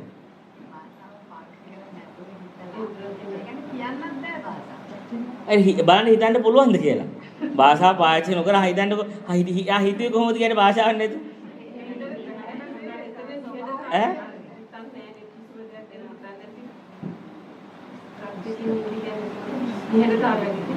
මාගෙන ආන් එක තමයි දේශනාවේ අවශ්‍යතාවය තියෙන්නේ. හැම වචනයක්ම ගෙනියවන්න අවශ්‍යනේ ඔන්න ඔය තැනට. දැන් ඔබට එහෙම භාෂාව නතර වෙච්ච ගමන්ම ඉවරයි නිසිද? එදින් එහාට මට මම කියලා එකක් ගැන හිතන්නත් කල්පනාවකුත් නැහැ, ලෝකෙකුත් නැහැ. ඔක්කොම මේ භාෂාවක් එක්ක මැවෙන සංකල්ප ගොඩක් විතරයි. භාෂාවක් එක්ක මවාගෙන ඉන්න සංකල්ප ගොඩක් ඇරෙන්න මෙතන වෙන කිසිම දෙයක් ඇත්තේ නැහැ. එතකොට දැන් මේ ධර්මයේ කරන්නේ ඒකයි මගේ. හැබැයි ධර්මයේදී අපි මේ සංකල්ප පාදන් මම ඔබට මේ භාෂාවක් නැතුව ඉන්න කියලා හිතන්න කියන එකකට භාෂාව පාවිච්චි කරන්නේ. ඒකයි මගේ ඒක අසාර්ථකයි. භාෂාවක් නැතුව ඉන්න කියන්නත් භාෂාව පාවිච්චි කරා. ඒත් වෙන ක්‍රමයක් නෑ ඒක කියන්නේ ඉතින්. හැබැයි ඊට පස්සේ තමන් අපිට යමක් තේරෙනවා, දැනෙනවා. ඉතින් මාගෙන ආන් ඒ වගේ තමයි නිර්වාණ ධාතුව කියන එක තියෙන්නේ භාෂාවකින්, වචනකින්, සිතිවිලි වලින් සියල්ලම නතර වෙච්ච තැන, සියල්ලකින්ම නිදහස් වෙච්ච තැන. ඒ කියන නිදහස, ගැලවීම, අජරාමර බව තියෙන්නේ. ඒකයි මා ඔබට කිව්වේ එහෙනම් අපි කතා කරගෙන යද්දී වෙන්න අවශ්‍ය කරන්නේ ආන් එතන ඉන්න කාලෙ වැඩි වෙන්න ඕනේ. ඒ වචනින් කියන්න බැරිව ඉන්න ස්වභාවයේ ඇසුරු වෙන කාලය ඒකට තමයි හැම ධර්මදේශනාවක්ම ඉලක්ක වෙන්නේ. කියන්නේ නිවන කෙරෙහි යමෙක් නිර්වාණ ධාතුව ගැන කතා කරනවා නම් ඒවා ශුන්‍යතාවයේ ඉලක්ක කරලා තියෙන්නේ. හැම වචනයක්ම ටාගට් වෙන්නේ තව අරමුණක් වැඩි වෙන්න නෙමෙයි. අහන ශ්‍රාවකයාගේ සිත ශුන්‍යතාවයට එකතු වෙන්න. සිත ශුන්‍යතා සමාපත්තියට සම්වදින්න. ශුන්‍යතාවයට එකතු වෙන්න ශුන්‍යතාවයට ඒකයි හැබැයි ඒකට එකතු වෙද්දී එතන කිසි භාෂාවක් නැහැ. එතන කිසි සංකල්පයක් නැහැ. අන්න ඒක තමයි ඉතින් මට හිතෙන මට්ටමින් ඒක මේ සාකච්ඡාවක ඉලක්කය. හැබැයි ප්‍රශ්නේ තියෙන්නේ මනස ඒකට ආස නැහැ. මනසට ඒක කැමති නැහැ. මනස කවදාකවත් නිර්වාණ ධාතුවට හිත කැමති නැහැ. සිත බලනවා ඒ නිහඬ බව තුළ ඉන්නේ නැතුව ආයෙත් වචන වලට මේක තේරුම් ගන්න. සිතවිලි වලින්. ආයෙ වචන වලට පයින්න බලනවා. ආයෙ සිතවිල්ලක් ඇසුරු කරනවා. ආයෙ මොනවා හරි නිකන් නිවන පවා නිකන් නිවන ගැන පවා දා ගන්න බලන චිත්‍රයක්. මං කියන්නේ මොනවා ගැන චිත්‍ර දාගත්තත් ප්‍රශ්නයක් නැහැ. ඔය සංකල්පයකින් නිවන ගැන නම් හදා ගන්න හිතන්නවත් එපා. හදපු ගමන් වෙන දේ මාගේ හදපු ගමන් නිර්වාණය වගේ මායාවක් සිත් සංකල්පයෙන් හදලා පෙන්නනවා. එතකොට ඔබ ඒකට අහු වෙනවා. ඒ කියන්නේ මිනිස්සු මුළු ජීවිතේම කරන්නේ එක එක ඒවා ගැන සංකල්ප ගොඩනගාගෙන ඉන්න එක. භයානකම දේ තමයි බොහෝ දෙනෙක් නිර්වාණය පිළිබඳව සංකල්පයක් හදා ගන්න. ඒක හදාගත්ත ගමන් ඔරිජිනල් එක නෙවෙයි දෙන්නේ විඥාණය ඩුප්ලිකේට් එකක්. ඒ වගේ එයා හදාගත්ත දෙයට සාපේක්ෂව. එයා හදාගත්ත දෙයට සාපේක්ෂක දෙයක් හදලා පෙන්නනවා. ඒක ඇත්ත එක නෙවෙයි. ඒකයි බුදුහාමුදුරුවෝ මූලපරියාය සූත්‍රය කියන්නේ මේ පෘථග්ජන මිනිස්සයා මේ නිවන පවා මඤ්ඤණා කරනවා කියනවා.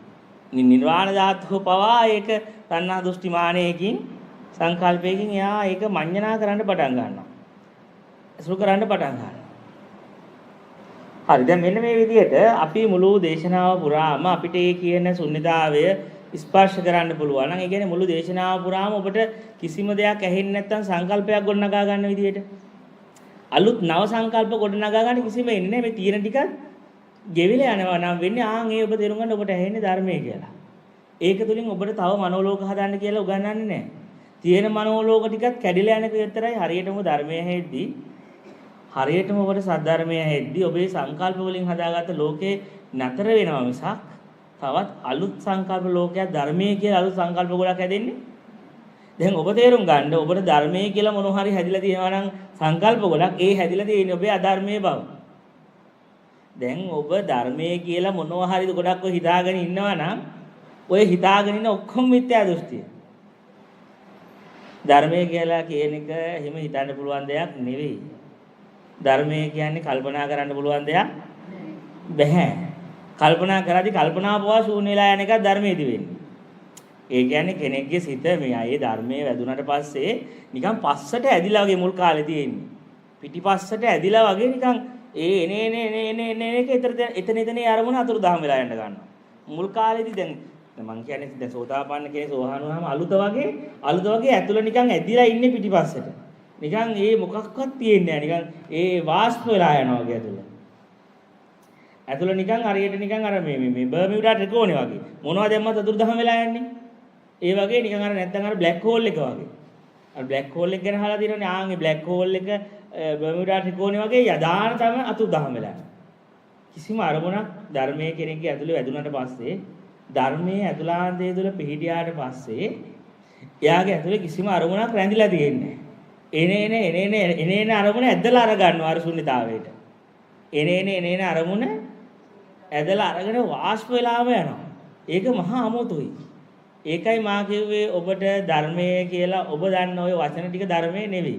ඒ දන්න ටික තමයි ඔබට දැනට ඔබ ඒ ටික තමයි ඔබ කරේ තියන් ඉන්න ධර්මයේ. බුදුහාරෝ කියන්නේ ධර්මයේ තියෙන්නේ ඊතර වෙන්න පාරුවක් කරගන්න මිසක් ওই වචන සෙට් එක කරේ තියාගෙන ඉන්න නෙවෙයි. ඕවගෙන් තව තර්ක විතර්ක ගොඩනගා ගන්න නෙවෙයි. අපි මේ හැම වචනයක්ම බොරුවන්නේ.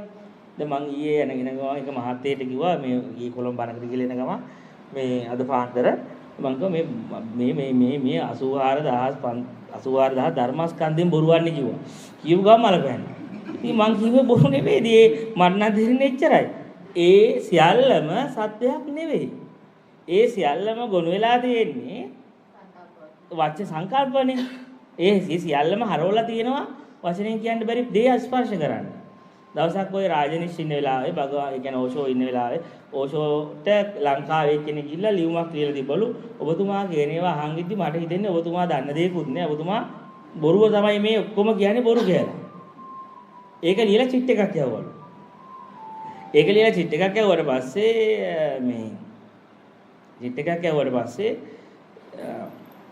ඕෂෝ එක බල්ලා කිව්වලු මේක කියපු එක නා නැගිටින්න කිව්වලු. ආල් සෙනගක් ඉන්නවා. සෙනග වැද කිව්වලු මේක කියපු එක නා නැගිටින්න කියලා. කියපු එක නා නැගිටින්න කිව්වට පස්සේ අර එක්කෙනා නැගිට්ටලු. නැගිට්ටට පස්සේ ගල ඔක්කොම මෙහා දිහා බලන්න කිව්වලු. කිව්වලු උඹටයි මටයි විතරයි බං ඇත්ත තේරෙන්නේ කිව්වලු. උඹටයි මටයි විතරයි ඇත්ත තේරෙන්නේ කිව්වලු එච්චරයි. එයා දිහා බලන්න කියලා. ඉතින් ඇත්තටම එහෙම එකක් නෙවෙයි. ධර්මයේ කියලා අපිට අන්තිම මහා වචන ගොඩක් ඇතුළේ ඉතුරු වෙන්නේ නැහැ. එහෙම වචනෙන් කියන්න කියලා එහෙම අමුතු කියන්න දෙයක්වත් නැහැ එතන. එහෙම වචනෙන් කියන්න දෙයක් මොකද වචන පාවිච්චි වෙන්නේ කියන්නේ අපිට සිතිවිලි වලින් කියන්න වෙන්නේ කාලයකට අයිති දෙයක් විතරයි. තේරුම් ගන්න ඔබේ මම කියන අදහස දිය වෙලා ගියාට පස්සේ කාලය කියන එකත් එතන නැහැ. කාලයයි මම නැත්තම් කාලේ නැහැ. කාලයට නැතුව අපිට යමක් ප්‍රකාශ කරන්න බැරි වෙනවා. ඉතින් ඒකින්ද ඒකයි මම ඒක හරි අමුතුයි ධර්මයේ කියන එක. ධර්මයේ කියන එක ඇතුළට වැදුනහම දැනුණාට පස්සේ එයාගේ තුල තියෙන්නේ නිහඬ බවක් විතරයි. දවසක් භාවනා ගුරුවරයෙක් ළඟට ගිහිල්ලා ගුරුවරයා භාවනාවේ මුහුදුර ළඟ භාවනා කරමින් ඉන්නවා. අහනවලු ඔබතුමා මොකද්ද කරන්නේ කියලා. නිහඬව හිටියලු දෙවෙනි වතාවෙත් ඇහුවලු මොකද්ද කරන්නේ කියලා. නිහඬව හිටියලු. ඊට පස්සේ තුන්වෙනි වතාවේ ආද්දි මේ සිම්පල් ලකුරෙන් මෙඩිටේෂන් කියලා ලිව්වා. ඒකලු ඕක කිව්වට මට තේරෙන්නේ නැහැ මොකද්ද මෙඩිටේෂන් කියන්නේ. ආයේ කැපිටල් ලකුරෙන් මෙඩිටේෂන් කියලා ලිව්වලු. එතකොට ආයතල ඔබතුමා මා පුදුම කෙනෙක් කියලා කිව්වට පස්සේ මේ ඔහොම කිව්වා කියලා තේරෙන්නේ නැහැ කිව්වම අර දෙකම මකලා කිව්වලු. ඒ මුලින් කිව්ව අන්තිමට දීපු උත්තර දෙකම බොරුවක් කිව්වා. අර මුලින් එක තමයි උත්තරේ. ඒක කියන්න බෑ. මොකද්ද භාවනාව කියලා කියන්නේ? මොකද්ද මේ ධර්මය කියලා කියන්නේ? ධර්මය කියලා කියන්නේ තවත් එක දෘෂ්ටියක් නෙවෙයි ඒක. දැන් බුදුහාමුදුරුවෝ තව අර දෘෂ්ටි 61කට අමතරව කියපු තව එක දෘෂ්ටියක් නෙවෙයි ධර්මය කියලා කියන්නේ. ඒක අපේ අතුලාහන්තේට දැනෙන එකක් නිසා ඒක සිතවිල්ලකට ගොඩන ගන්න පුළුවන් එකක් නෙවෙයි. හැබැයි අපි සිතවිලි පාවිච්චි කරනවා මේක වෙන sannivedanaya කරන්න දෙයක් නැති නිසා. දැන් මං අහන්නේ කෙනෙක් ඕන මේ මාර්ගය දැනගන්න.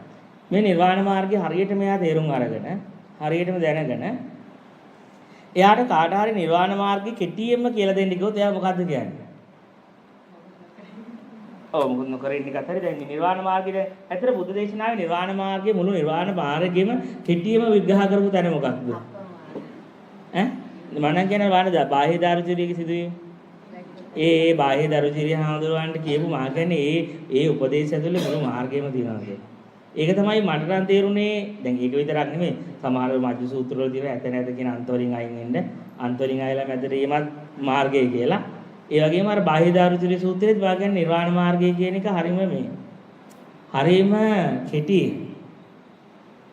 හරීම කෙටියේ නිර්වාණ මාර්ගය පෙන්නලා තියෙනවා. දැන් ඒක කියන්නේ දැක්කොත් දැක්ක විතරයි. එතනින් එහාට සිතිවිලි ගොඩ නගන්න යන්න එපා. ඇසුණා විතරයි. එතනින් එහා සංකල්ප ගොඩ නගන්න යන්න එපා. දැනුණා විතරයි රස පහස ගඳ සුවඳ මුතේ මුත මත්තම් දැනුණා විතරයි දැනුමෙන් එහාට නැවත සංකල්ප ගොඩ නගන්න යන්න එපා. දැනුණා විතරයි. සිතුණා විතරයි. සිතීමෙන් එහාට නැවත කල්පනා කරන්න ඒක ප්‍රපංච කරන්න යන්න එපා. ඉතින් වාගෙන ඔය වචන ඇතුලේ තිබ්බේ මම ඔය කියපු ටිකනේ. දැන් මෙච්චලා කියපු ටිකේ වචන ඇතුලේ ඒන් එතෙන්ට බාපු ගමන් ඔබේ ඇතුළාත් ඉවරයි. අර කියන ශුන්‍යතාවයට ආය ගමන් කරන්න. ඒකනේ මා කියන එක ඒ වචන හතර හොඳට අධ්‍යයනය කළොත් ඒ වචන හතර ඇතුලේ මුළු මාර්ගයම තේනවා. දිත්තේව දිත්ත මත්තං සුතේ සුත මත්තං මුතේ මුත මත්තං විඤ්ඤාතේ විඤ්ඤාත මත්තං ඉච්චරයි. එතකොට දැන් ඒ වචන හතර දෙනවානේ.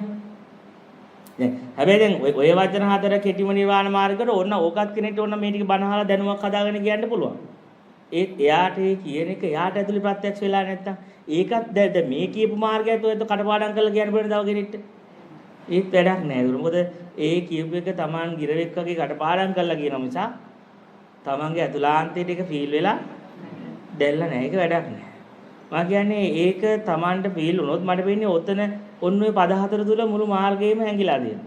මුළු බුද්ධ වචනේම ඔය පද හතරට කෙටි කරලා දක්වන්න පුළුවන්. ඔකත් තව වචනයකට කෙටි කරන්න පුළුවන්. අපි පද හතරකට කෙටි කරමුකෝ නිර්වාණ මාර්ගය. නිර්වාණ මාර්ගය කියන්නේ අපි වචන හතරකට දැන් කෙටි කළා. දැක්කොත් දැක්ක තැන නතර වෙන්න, ඇසුනොත් ඇසුන තැන නතර වෙන්න, දැනුනොත් දැනුන තැන නතර වෙන්න, සිතුනොත් සිතුන තැන එච්චර නතර වෙන්න කියලා. දැන් එතකොට දැන් මේ මාර්ගයේ වඩන කෙනෙක්ට දැන් ප්‍රශ්නයක් වෙනවා. දැන් ඔක කොහොමද ඔක ප්‍රැක්ටිකලි කරන්නේ? ප්‍රායෝගිකව කියන එක කරන්නේ කොහොමද? දැන් ඕක හරි දැන් රහතන් වහන්සේ කෙනෙක් ඉන්න තැන උතන. දැන් අපි දන්නවා රහත් වෙනවා කියන්නේ මාර්ගඵලලාභීගේ ස්වභාවය තමයි යෝග. සත්‍ය අවබෝධ කරලා කෙනෙක් අරහත්ත්වයට පත් වුණාට පස්සේ එයාගේ සිත එතනින් එහාට ගමන් කරන්නේ නැහැ. එතනින් එහාට එයාගේ සිත ගමන් කරන එක නතර වෙන්න පටන් ගන්නවා. ඔටෝමැටිකලි නතර වෙනවා. ඒ කියන්නේ දැන් උදාහරණ මෙහෙම කියන්නකෝ. ඒ කියන්නේ එයා දකින්නවා විතරයි. දකින්න තැන එයාට දෙකට කැඩෙන්නේ නැහැ සිත. දකින්න දෙයක් කියලා කැඩෙන්නේ නැහැ. දකින්න කෙනෙක් ඉන්නවා කියලා කැඩෙන්නේ නැහැ. සිත නොකැඩී දැකීම කියන දැනීම තුළ නතර වෙනවා. ඒක දැනෙනවා දකින්නවා කියලා දකින්නවා එච්චරයි. එතනින් එහාට ඒ සිත පහළ වුණා සිත නැති වුණා එතනින් එහාට සිත ගමන් කරන්නේ නැහැ. ඒ කියන්නේ යාට ලෝකයක් හම්බෙන්නේ නැහැ. දැන් පෘථග්ජන මිනිස්සෙක්ට එහෙම දැකීම කියන තැනින් එහාට යාට දැකීම කියන තැන යාගේ සිත නතර වෙන්නේ නැහැ. යාට හැම වෙලෙම දකින්න තැන දෙකට බෙදිලා සිද්ධ වෙනවා අවිද්‍යාව ප්‍රත්‍ය. දැන් හොඳට එරුම් ගන්න දැන් පෘථග්ජන මනසක් නම් කාට හරි තියෙන්නේ පෘථග්ජන මනස හැම වෙලෙම දැකීමත් එක්ක එක්කම පහළ වෙනවා අවිද්‍යාසහගත සිතක්. ඒ අවිද්‍යාසහගත සිත පහළ වෙලා අවිද්‍යාසහගත සිතින් ඒ දකින්න දේ දැකීමක් කියලා නතර වෙන්නේ ඒක දෙකට කැඩෙනවා. දකින්න රූපේ දකින්න මම. නැත්තම් ඇහැ මෙතන තියෙනවා ඇහැට අතන තියෙන රූපේ පේනවා. ඇහැ අභ්‍යන්තරයට ගන්නවා බාහිරට රූපේ ගන්නවා. එහෙම හැම වෙලෙම එක්කෝ මම මෙතන ඉන්නවා අතන තියෙන දේ බලනවා කියලා ඒ අවිද්‍යාව ප්‍රත්‍යයෙන් කැඩිල්ල සිද්ධ වෙනවා. ඒක රහත්තන් වහන්සේ කෙනෙක්ට නැහැ. එහෙම දෙපැත්ත කැඩෙන්නේ ඒ මොකද අවිද්‍යාව කියන හේතුව නැතිලා ඉවරයි. අවිද්‍යාව කියන හේතුව නැති වුණාට පස්සේ එයාගෙන් පරිබාහිරයි කියලා ස්වභාව දෙකක් ඒ පහළ වෙන්නේ නැහැ. ඒ කියන අරහත් බල සමාපත්තියට සම්බන්ධුනාට පස්සේ එතනින් එහාට ඉවරයි ඒක. එයාට දකින්නෙකුත් නැහැ දකින්න දෙයක්වත් නැහැ. හුදු දැකීම කියන තැන ඉවරයි. එතනම ඒ යමත් දකින්නවා කියද්දි යාට කවදාකවත් හිතෙන්නේ නැහැ මේ එළිය දෙයක් දකින්නවා කියලා.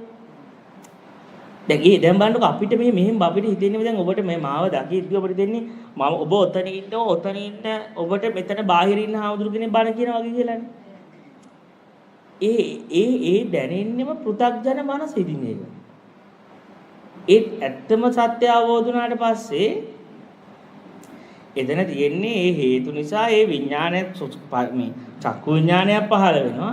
චක්කු විඥානයේ තුල දෙපැත්තක් නැහැ. දෙපැත්ත කියන එක මිරිගුවක් වෙනවා. දැන් අපිට හිතන්නකෝ අපි පාරේ යද්දී දකින්නවනේ මිරිගු. පාරේ යද්දී මිරිගුවක් දකිද්දි දෙපැත්තක් පේනවනේ මෙතනක් අතනක්. මං අහන්නේ එතනක් අතනක් තියනවද? නෑ අපි දන්නවනේ එහෙම පෙවුනට එතනක් නැති බව. මිරිගුවක් දකිද්දි. හැබැයි තිරිසන් සතෙක්ට මිරිගුවක් දකින්න වෙලාවේ තිරිසන් සතෙක්ට මිරිගුවක් පේන වෙලාවේ තිරිසන් සතාට එහෙම එකක් තේරෙන්නේ නෑ. එයා හිතන්නේ එතන තියෙනවමයි කියලා. එයාට ඒක මැවිල්ලක් කියලා පේන්නේ. ඔබ තේරුම් ගන්න දැන් ඔබට මේ රූප මේ බාහිරක් කියන එකත් ඔබේ හිතේම මැවිල්ලක්. ඔය අභ්‍යන්තරයේ කියන එකත් ඔය දෙපැත්ත කියන එක සිතේ මැවිල්ලක්. ඇත්තටම අවිද්‍යාවෙන් තමයි එහෙම දෙකක් තියෙනවා කියලාම ස්ථීර කරන්නේ. ඔබ හිතනවා ඔබේ හිතෙන් එහා තමයි හාමුදුරු කෙනෙක් ඉන්නවා. ඔබේ හිතමව කියලා එකක් හිතෙන්නේ නැහැ. මේක මේ හිතේම මායාවක් කියලා තේරෙන්නේ නැහැ.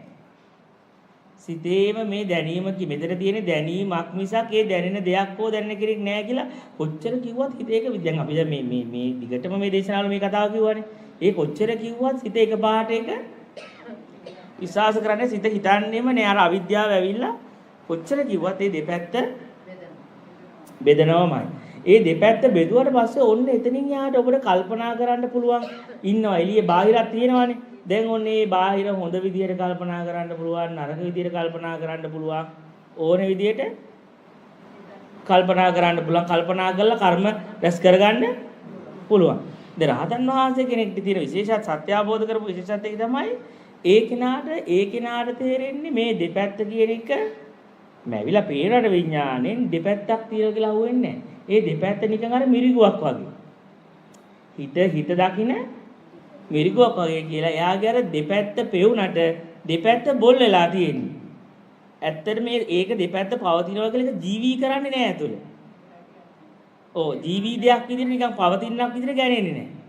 එතකොට දැන් උන්වහන්සේට පුළුවන් ඕන විදිහට අර මායාව කියලා දන්නවනේ. ඒක ගැන කතා කරන්න පුළුවන්. ඒක නරකයි කියන්න පුළුවන්. හොඳයි කියන්න පුළුවන්. හොඳයි කිව්වත් නරකයි කොට උන්වහන්සේ සිතේකට බැඳිලා නැහැ. හැබැයි පෘථග්ජනයේ කල දෙපැත්ත දෙකලා හොඳයි නරකයි කියද්දි එයාගේ සිත අරකට බැඳිලා එයාගේ අවිද්‍යාව තියෙනවානේ. එතකොට එයාගේ බන්ධනයක් තියෙනවා. අන්න ඔන්න ඔය මම කිව්ව එක හේතුව නිසා ඔන්න ඔක නිසායි අපිට පෘථග්ජනයෙකුයි රහතන් වහන්සේ කෙනෙකුයි හොයාගන්න බැරි. දැන් රහතන් වහන්සේ කෙනෙකුත් බයිනවා, කෑ ගහනවා. අපිට දෙන්නේ අපි වගේම උන්වහන්සේටත් මල පැල්ල වෙන්නද කෑ ගහන්නේ කියලා. එහෙම එකක් නෑ. උන්වහන්සේ ධර්මයේ ප්‍රත්‍යක්ෂ වෙලා ඉවර වුණාට පස්සේ එතනින් එහාට කිසිම අර අරමුණුත් එක්ක රාගදේශ මොහයක් වැඩ කරන්නේ. හැබැයි උන්වහන්සේට බනින්න පුළුවන්, කෑ ගහන්න පුළුවන්, විවේචන කරන්න පුළුවන්. ඒ වුණාට ඇතුළ පොඩ්ඩක්වත් අපි කෙලවීමක්, චලනයක්, කම්පණයේ විල්ලක් නැහැ. හැබැයි බයිනවා. ඒ බයින්නේ අර සාපේක්ෂක දත්ත වලට අනුව අර පරණ තිබ්බනේ උන්වහන්සේ සාපේක්ෂක දැනුම තිබ්බනේ. ඒ දැනුම පාවිච්චි කරලා බැන්නට ඒකට අහු වෙන්නේ මිරිගුව කියන එක. හැබැයි එතකොට දැන් සාමාන්‍ය මිනිස්සු කල්පනා කරනවා මේ රහතන් වහන්සේ කෙනෙක් කිව්වට උන්වහන්සේ අපි වගේමනේ. උන්වහන්සේ අපිට වගේ මිනිසුන් උන්වහන්සේ පහත් කරනවානේ, බයිනවානේ. අන්න එහෙම කියලා අපි ආර්ය උපවාදේ කරගන්නවා. අන්න ඒතර ඒක පුදුම විදිහට පරිසං වෙන්න ඕනේ පොයින්ට් එකක්. ගොඩක් අය දන්නේ. ගොඩක් අය හිතනවා දැන් රහතන් වහන්සේ කෙනෙක් හරි අවබෝධ කරපු කෙනෙක් කාට හරි කාව හරි විවේචනය කරද්දී උන්වහන්සේ අර අපි විවේචනය කරන තැන ඉඳලාමයි උන්වහන්සේ විවේචනය කරන්නේ කියලා. තේරෙනවද? ඒක දෙකක්, සම්පූර්ණ දෙකක්. දැන් බුදුරජාණන් වහන්සේ උන්වහන්සේට ගෝලියෝ පන්නනවා පන්සලේ. අර අහන්නේ අර පන්සලට කෑ ගහගෙන ආවට පස්සේ කියනවානේ සරෝජ භික්ෂුන් වහන්සේගේ මේ ගෝලියෝ සරෝජ භික්ෂුන් වහන්සේ පිරිස එකතු ආවලා කෑ ගහනවානේ. කියනවානේ කවුදානන්දර මාළුකාරයෝගේ කතා කර ඉන්නේ. මට දකින්නත් ඕනේ නැහැ කියන්නේ කියලා එළවනවා උන්වහන්සේ. යන්න කියනවා. ඉතින් බාරෝ දැන් අපිත් කවුරු හරි ගෙදරට ආවම අපි කවුරු හරි පැන්නොත් අපි පන්නන්නේ තරහා ගිහිල්ලානේ. ඉතින් අපිට තමයි බුදුහාමන්ටත් එනවා තරහා ගිහිල්ලා. අපි ගොඩාක් වෙලාවට අපි ඉන්න තැනින් ඉඳලා මනිනවා අවබෝධත්වයට පත් වෙච්ච කෙනෙක්. ඒක නිසා බොහෝ දෙනෙක් අපාගත වෙනවා. ඒක ගොඩාක් අයට තේරෙන්නේ නැහැ. ගොඩාක් අය එයාලගේ තැනින් අවබෝධත්වයට පත් වෙච්ච අයව මනින්න පටන් ගන්නවා.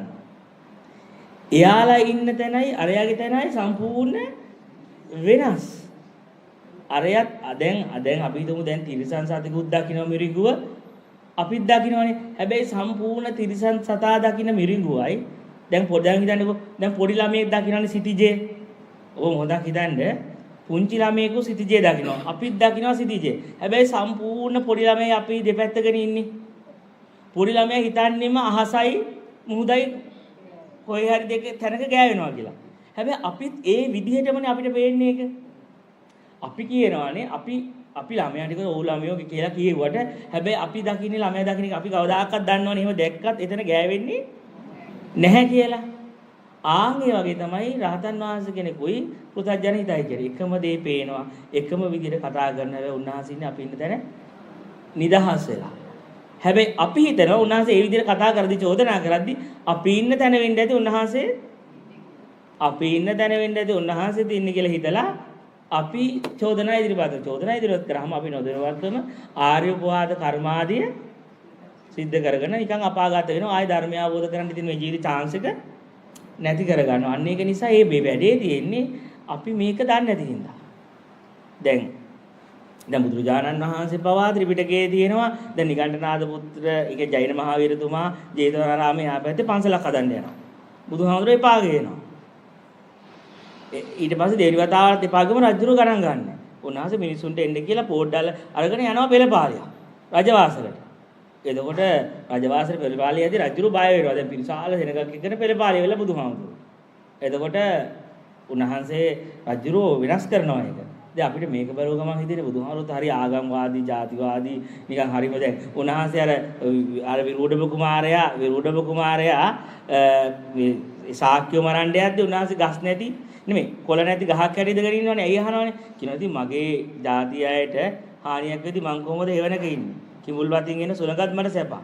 දැන් එහෙම කිව්වම අපිට ඉතින් අපර බුදුහාමුදුරුවෝ බුදු වෙලා කිව්වත් හරි ජාතිවාදීනේ. හරිම මේ ජාතිය ගැන කතා කරලා තියෙනවා ආගම ගැන. ඉතින් එතකොට අපිට තියෙන උන්වහන්සේ ඉන්නේ තර අපි පෘථග්ජන කෙනෙක් ජාතිවාදී කරන මමත්වයේ තුල ජාතිවාදයක් තියෙනවානේ. මමත්වයේ ඇතුළත ඉන්න කෙනෙක්ගේ ජාතිවාදයක් තියෙනවා. මමත්වයේ ඇතුළත ඉන්න කෙනෙක් මිනිස්සු හෙලා දකින්න තරක් තියෙනවා. එහෙනම් උන්වහන්සේත් මිනිස්සුන් හෙලා දකින්නේ. ඒ බමුණන්ට පුදුම විදියට බයිනවානේ. මුළු ත්‍රිපිටකයේ කියවොත් බමුණන්ගේ මතවලට බැලලා තියෙන විදිය කියන්නත් බැරි. ඒක නිකන් වචන ඒවා කියන්නත් බෑ අපිට. බණක් කියන්නේ. ඒ විදියට ඉතින් අපි ඉතින් කොළු මාරයන කියලා. ඒ වුණාට එහෙම නෑ. ඒ මොකද සිත හිතේ මේ මායාව ප්‍රත්‍යක්ෂ කළාට පස්සේ මායාව අවබෝධ කරාට පස්සේ යාට මොකකටවත් කොච්චර දැන් මේ පැත්තට මෙහෙම රවල මෙහෙම බලනවා. අනිත් පැත්තට hina වෙනවා. කොච්චර රවල බැලුවත් ඇතුළ හෙලවෙන්නේ නැහැ. කොච්චර මේවද hina වුණත් ඇතුළ චලනය වීම නැහැ. හැබැයි අපිට දෙන්න සාමාන්‍ය මනුස්සය මෙහෙම කන රවල බලද්දී ඒක ඇතුළ ගිනියරන් තියෙන්නේ. අපිට දෙන්නේ අර හාමුදුරුවන්ගේ ඒ විදිහටම ගිනි ගන්න නැති මිනිසුන්ට වයිද කියලා. ඒ මොකද එයා තීරණය කරන්නේ එයාට ඉන්න තැනින් රහතන් වහන්සේව. එයා ඉන්න තැනින් රහතන් වහන්සේව තීරණය කරන්න ගිහුවම එයා අන්නේ ඒකින් තමයි ගොඩාක් අය මම නම් කියන්නේ ලෝකේ ගුරුවරු රහතෙක් පහරනොත් බුදුහාමුදුරුවෝ පහරනොත් වැඩි පිරිසක් අපාය ගෙනවා කියලා මම කියන්නේ. ඒ මොකද ඒ අයට තේරුම් ගන්න බෑ අරයව. ඒ මොකද යාලා වගේමනේ. ඒත් මේ බුදු කියන රහත් කෙනෙක් අපි වගේමයි. අපි වගේම කෑ ගහනවා, විප්ලව කරනවා, අපි වගේම බයිනවා. ඒ වුණාට රහත් කියලා කියනවා. කියලා මිනිස්සු චෝදනා කරන්න ගන්නවා. චෝදනා කළාට පස්සේ යාළ නොදරුවත්ව විශාල කර්මයක් රැස් වෙනවා. ඒක නිසා එතකොට අපි තේරුම් ගන්න ඕනේ තමයි ඒක හරියට අපි තේරුම් ගන්න මිරිගුවක් ඇත්ත කියලා දකින්න කෙනක් දකිනවා මිරිගුව බොරු කියන කෙනක් දකිනවා මිරිගුව කතා කරනවා. හැබැයි අරයා දෙන්න දකින්නේ දෙකක්. අන්න ඒ වගේ තමයි අවබෝධයකට පත්වෙච්ච කෙනෙක්ගේ අතුලාන්තය. කෙනෙක්ගේ ඇතුලේ හරියට මේ පරම සත්‍ය අවබෝධ වුණාට පස්සේ යාගේ ඇතුළ සම්පූර්ණ අතුලාන්තය අපි කියන්නේ ඒක නතර වෙලා තියෙන්නේ. ඒක දකින්නවා එච්චරම තමයි. හැබැයි දකින්නවා කියන තැන නතර වුණාට යාට මනාපමනාපෝ හිතන්න පුළුවන්. සිතුවට ඒ සිටිවිල්ල එක්ක කිසිම බන්ධන ඒ සිටිවිල්ල අස්සේ නෑ කිසිම බන්ධනයක්. ඒක මා කියන්නේ ඒක හරි අමුතුයි. කොහොමද මා ඔබට කියන්නේ? දැන් මෙහෙම හිතන්නකෝ. ඒ දැනෙන ස්වභාවයේ වචන වලට ගොඩනගන්න ගියාම අපිට හරියට ඒක වචනකින් කියා ගන්න බෑ. ඒ ස්වභාවය. ඒ කියන්නේ සිතිවිලි නෑ නෙමෙයි තියෙනවා. සිතිවිලි ඇස්සේ අර රාගදේශ මොහ ටික නෑ. උපාදානේ නෑ. එතු සංකල්ප නැති වෙනවා නෙමෙයි. තේරු මං කියන වචනයක්. සංකල්ප නිර්වාණ ධාතුව ඇතුලේ පවතිනවා. සාමාන්‍ය මිනිස්සුගේ සිතේ සක්කාය දිට්ඨිය ඇතුලේ සංකල්ප පවතිනවා. අරක ඇතුලේ ඒක හරියට නිකන් හරි මහා හිස් අවකාශයක් ඇතුලේ තියෙන සිටිවිලි වගේ. පුද්ගලයෙක් නැති තැනක සංකල්ප පවතිනවා. පෘථග්ජන හිතේ පුද්ගල ස්වභාවයක් ඇතුලේ සංකල්ප පවතිනවා. මේක ස්වභාව දෙකක්. ඒක අත්දැකීම දන්න අයට තේරෙනවා. මම මේ කියන්න හදන්නේ මොකද්ද මේ අnder දෙමලේ කියලා. මොකද මේක කියන්න ඒක හරි අමාරුයි. ඒ මොකද්ද මේ දෙක වෙන් කරලා වෙන් වෙන්න තැන ගැන කියාගන්න අර විදිය. මොකද අර විදියමයි කතා කරන්නේ කියන්නේ. හැබැයි ඒක ඇතුලේ මහා ස්පේස් එකක් ඇතුලේ තියෙන්නේ වචන ඔක්කොම සිතිලි ගොඩ නැගෙන්නේ. මහා අවකාශයක් ඇතුලේ. පුද්ගලත්වයක් ඇතුලේ නෙමෙයි මොකක්වත් මතුවෙන්නේ මෙහෙම. පුද්ගල හැඟීමක් ඇතුලේ නෙමෙයි අර බෙදන්නේ, කතා කරන්නේ, ජාතිවාදීව කතා කරන්නේ, ආගමට කතා කරන්නේ පුද්ගල ස්වභාවයෙන් නෙමෙයි.